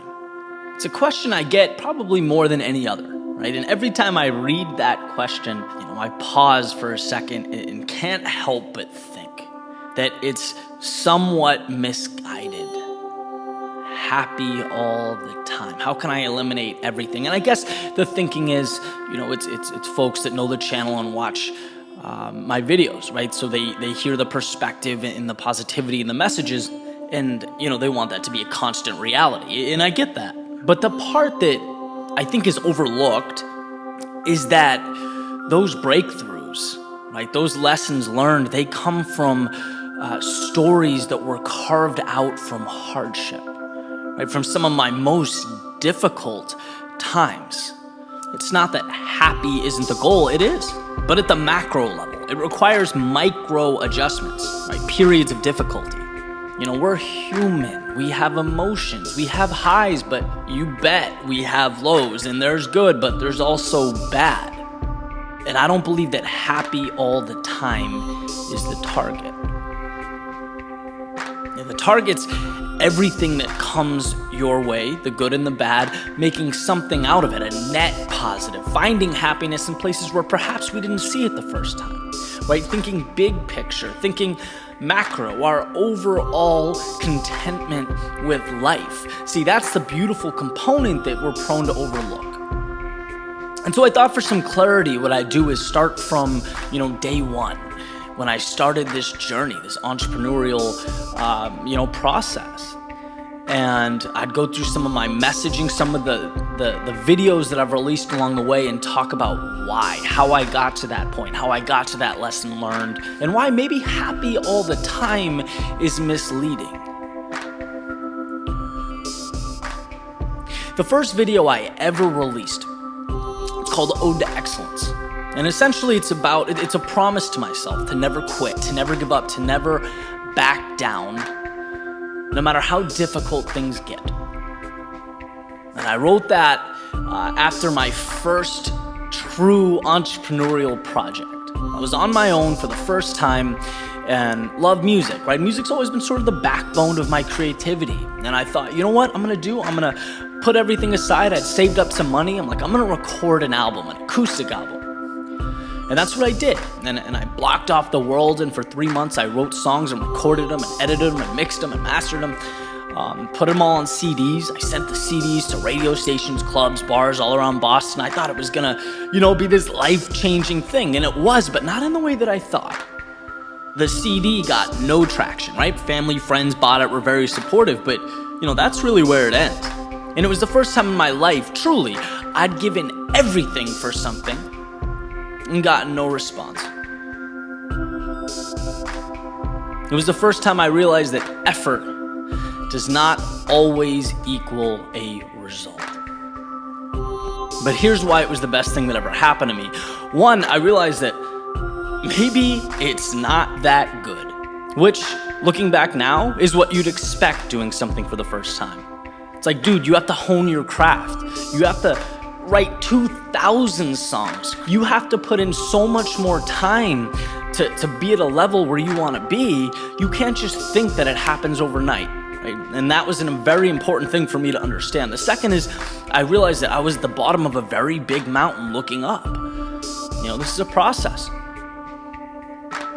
And it's going to take persistence. It's going to take patience. And it was stressful, right? Particularly because I didn't have that safety net that I once had. I wanted to retreat back to the simplicity of what I had, the sort of the reassurance of a job. I wasn't sure that the cost, the uncertainty of the moment was worth it. It was stressful. But that situation helped define me, right? It wasn't perpetual happiness that taught me this lesson. No, it was one of my toughest times. From that failure came my resilience, came my ode to excellence. I wrote a speech called Perspective. And this is, months down the road. I saw my first kind of glimmer of light, right? I've been, doing the music thing and also creating a brand on YouTube and sharing my thoughts, telling stories, and I finally saw a little bit of success. I wrote a speech called Running in the Rain, and it was getting traction. It was doing well. It was being shared, creating buzz. I was getting speaking inquiries, all these things, and I'm like, all right, well, here we go, right? Let's go. A little bit of momentum. And I woke up one morning and I got this email from YouTube, and it was like, we had to remove the video from your channel because you broke community guidelines. And apparently I put some keywords on the bottom of the description to help it get traffic, running, inspiration, things that would help it sort of move to the top of the pile when someone searched for it. And I remember being so angry about the situation. I felt so sorry for myself.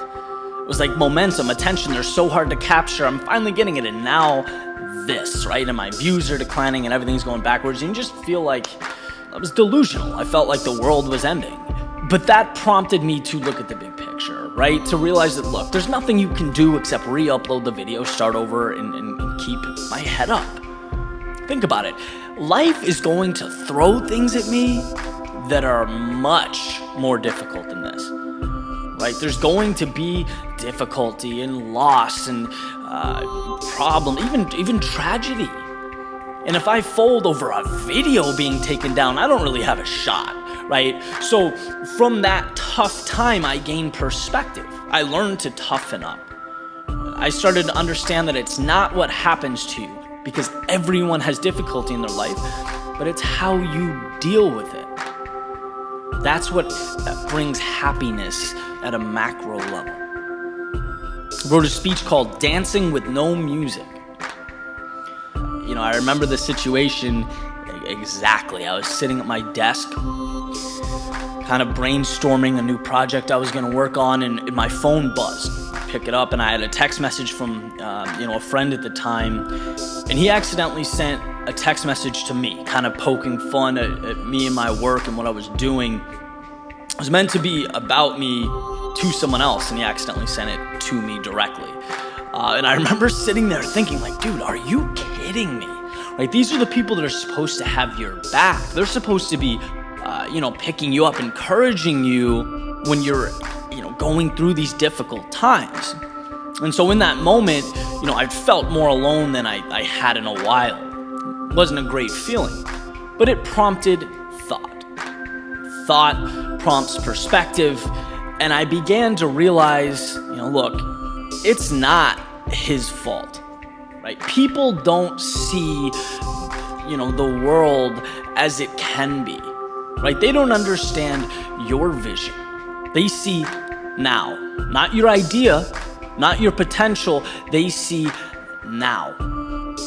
And if you want to bring that to fruition, you have to separate the negativity, separate the people that do that and think like that and say those things and live life like it's already there, like it's guaranteed. And so from that difficult moment, I learned that I need to dance with no music, believe in myself, see it before it's there. Act like I already hear the melody and I'm moving towards it. That's the only way to push through that cloud of chaos into the result that you want, that you so desperately want. I wrote a speech called The Last Train Home. And at this point, I'd been working hard to build Your World Within for, maybe a year at this point. One of my greatest struggles was that I continued to feel the pressure to adhere to standards that I didn't personally believe in, right? I was restricted by benchmarks that they weren't integral to my journey. And so, before working for myself, it was trying to impress my boss and the idea of promotions and goal sheets. Then it became, comparing my style to those around me, to people that have found success in some capacity. And I even remember, running at 2 p.m. and feeling guilty because all those people doing quote unquote the right thing, they're working in an office, right? They don't have the luxury of running downtown. And that was my mindset. And so I fell into the temptation of viewing precedent or previous success stories as not just a tool, but as the singular way to reach the summit. And so I was continually zigging and zagging, here's the shortcut, or here's the method, here's the strategy, I need to incorporate this and this and this. And every time I diverted from what felt true to me, I stumbled. Every time I left my path for someone else's, I became lost in this cloud of confusion. And it took, that reoccurring experience for me to finally understand. It was from those times of disarray that I began to see the significance of patience. That it's okay. It's okay to take my own train. Even if it's the last one to leave the station, don't panic. Don't do something you don't feel is true or right. Believe that your train is there, it's waiting, and you will catch it. That's a very difficult thing to do. It's not a happy experience, but it evolves into this freedom, right? This flexibility and ultimately this satisfaction with life that wouldn't be there if you didn't seek it out, if you weren't patient enough to find it. I wrote a speech called Remember Why You Started. Hands down, one of the toughest transitions of my life. And I was in a situation that on the surface wasn't bad. In fact, you could say it's good. I was surrounded by beautiful people, beautiful relationships, in a good place that I liked. But I was coming to the realization more and more that the situation wasn't conducive to me creating what I felt like I wanted to create. I'd sort of lost track. I've lost that fire, that energy that I had when I first began. And that's due to concessions, to small compromises that I was making along the way that add up. And you sort of slowly lose yourself a little bit at a time. And when you make that realization, it's like, well, you have a decision to make. Are you okay 30, 40 years from now with sacrificing the thing you wanted to build because something else was more important or other things took priority? And I don't think either one is right or wrong. It's the question that you have to answer. And I made that decision. And I packed up, put my stuff in a trailer, and I left. And I remember as, my world faded away in my rear view, thinking this is the hardest thing I've ever done. I didn't believe for the first 200 miles I was actually going to go through with it. I really didn't. And eventually, I arrived at a new place, and I made it my home and dedicated myself fully again to what I believed in, to what I felt right, truly in my heart in doing. And I felt that energy, that fire sort of reemerge. And you know, right? You wake up and it just feels good. You have this passion that's there, that you want every day, that you want to maintain, that you want to drive you. And I knew it was the right decision. But that wasn't born out of happiness. That wasn't born out of the easy thing. It was very, very difficult to get there. It was almost a battle, right? You have to fight to reprioritize. And so this comes up a lot when I hear that question. How can I be happy all the time? And it's like, well, you can do the easy thing that's easier in the short term, but then will you be happy in the long term? It's sort of a catch-22. It's a prioritization. It's understanding what makes you feel alive, what makes you feel truly good, authentic. And that's not a question of short-term, consistent, non-stop happiness. It's a question of long-term fulfillment. Sometimes we have to do the difficult things to create what we want long-term, big picture. And lastly, I'll talk about Ode to Excellence Part 3, which obviously it's been years since Part 1. And a lot's changed. The goalposts have shifted. The context is new, but the idea is pretty similar, right? It's a promise to myself to move into uncharted water, whether that's because it feels right, I'm called to do it, or sometimes just for the sake of sheer curiosity. It's that idea that sometimes what awaits around the corner can change your life, right? That unknown can be exactly what you need, and you don't know unless you move there. And the difference in context is that now I'm settled. Right now, I'm substantially more comfortable than I was when this whole thing began for me. And the danger in that is nothing's screaming at you constantly to continue to grow and evolve and develop. Right? It's real easy to fall into routine and just kind of keep going the way you've always gone. And I remember sitting right outside talking to a good friend of mine on the phone, and we were talking, strategy, talking about growing our brands and just kind of the different worlds that we're involved in. And he asked, Eddie, why, have you stopped doing the music thing? I think there's something there. And, music's obviously been a big part of what I do. It kicked off my creative journey, as I mentioned earlier, with that album. It's been sort of intertwined into this process. I write a lot of background tunes. I wrote the background music you're listening to right now. I haven't completely left it, but I've pivoted. And when he asked why it's been sort of in the background, I couldn't give a complete answer. I didn't really know. But as I began to think about it, the answer really rose to the surface. Right? I became so fixated on one dimension of what I was doing that I started to look at it through a lens of scarcity and ignoring the infinite possibility out there. I mean, really, in relation to what's possible, my accomplishments are a grain of sand on the beach. Right? It's very minimal. But that's not how you look at things when you really get lost in the weeds. I didn't want to hurt my credibility. I didn't want to lose what I built. I didn't want to sabotage a quote-unquote winning formula. But guess what? That's not what life's about. That's not what my brand or message is about. That's not what got me here, right? Exploring creativity is what got me here. It means everything to me. And that was such an eye-opening thing. It was such a beautiful reminder that, Ed, you're limiting yourself. You're not evolving fully. There's a treasure chest around the corner and you're too worried about losing your shiny penny. And it was from this predicament, right, being honest with myself, that courage and that determination grew. In fact, the struggle ended up exponentially increasing my overall happiness because it re-emphasized the creative flexibility necessary to do what I think's right. The third Ode to Excellence is a promise to keep that flame lit. And see, these are just a handful of little stories, right? They're little epiphanies. But I can say wholeheartedly that they shaped me. Not because every day of the journey I was constantly smiling, but it was the specific times that I wasn't that made me stronger. I'm happier now, my life is better now because of these situations. And that's what I want to emphasize, right? Happy all the time isn't the goal. It can't be the goal.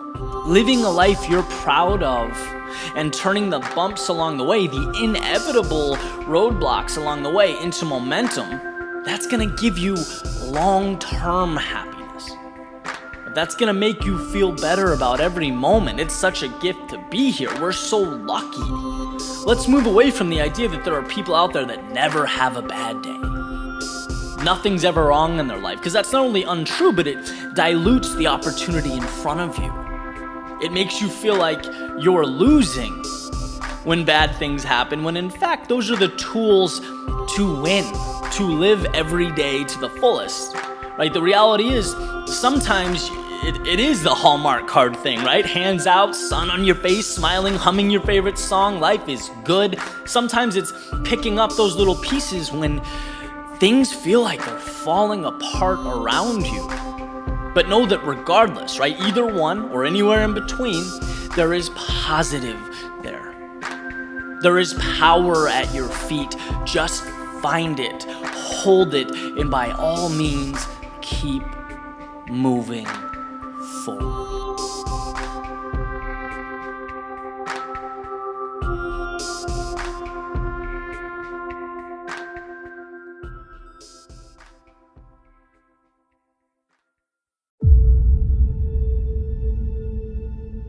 Life is the manifestation of stories. Stories we tell ourselves about the world and our place within it. Rules that we've constructed and we respect, we adhere to. They dictate the outcomes we get. They become our reality. Because to establish a parameter means at some point there's a line that we don't cross, right? And there are obvious lines that we point to and we say no thanks. For example, our values, right? I won't do X because, well, it will hurt someone I love. Or legal parameters. I won't do Y because I know the repercussions are too much. It's not in my self-interest. And these are obvious. These are talked about. We're aware of these stopping points. But I want to talk about a different set of rules.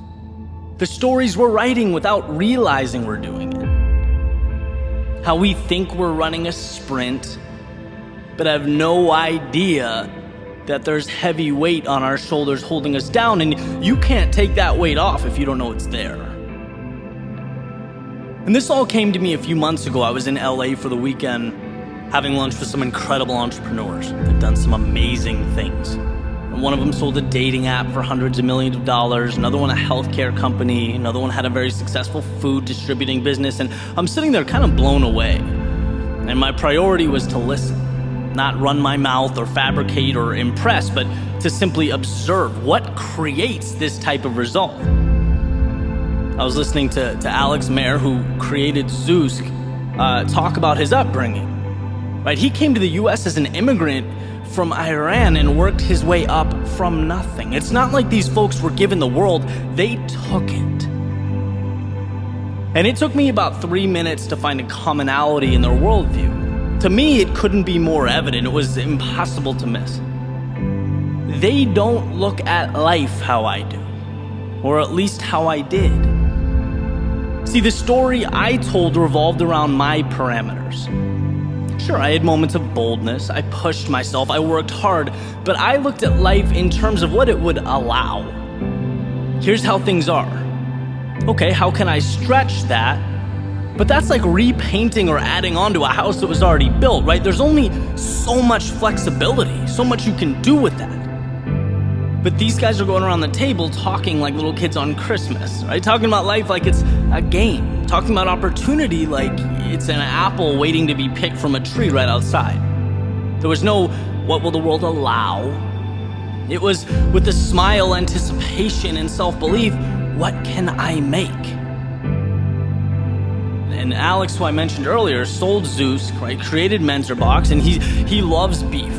Eats it all the time, right? And so it's become his next entrepreneurial venture, a healthy beef stick company. And every thought seems to revolve around that. How can he take something he loves and share it with the world? His imagination is now driving his thought process, which drives his action. Not parameters, not someone else's reality, but possibility. See, I left the table with this feeling I've never really had before. It's like someone tapped me on the shoulder and reminded me of the freedom contained in every single step. And not flexibility, but freedom. Like a weight had been lifted off of my shoulders. Who cares if you mess up? Who cares if you lose? Who cares? That's part of this game we're playing. A game where reality isn't an obligation to be lived, it's an opportunity to be explored. It's not about what you don't have. It's being grateful for everything that brought you to right now. Because right now is a perpetual launching pad. You know, growth is learning. And that afternoon, I learned to take life way less seriously. To enjoy it. To let imagination drive every step. Because the difference is some of us build because we don't want to lose. We don't want to succumb to fear and not meeting our potential, right? We fear being inadequate, falling short. We see obstacles. Some of us, we build to capture the beauty, the excitement. That makes the difference. And look, I'm not presenting you empirical data. I don't have all the answers, but I'm willing to bet that years from now, looking back, that simple understanding will have played a substantial role in whatever comes next. The rules changed, and so did the path.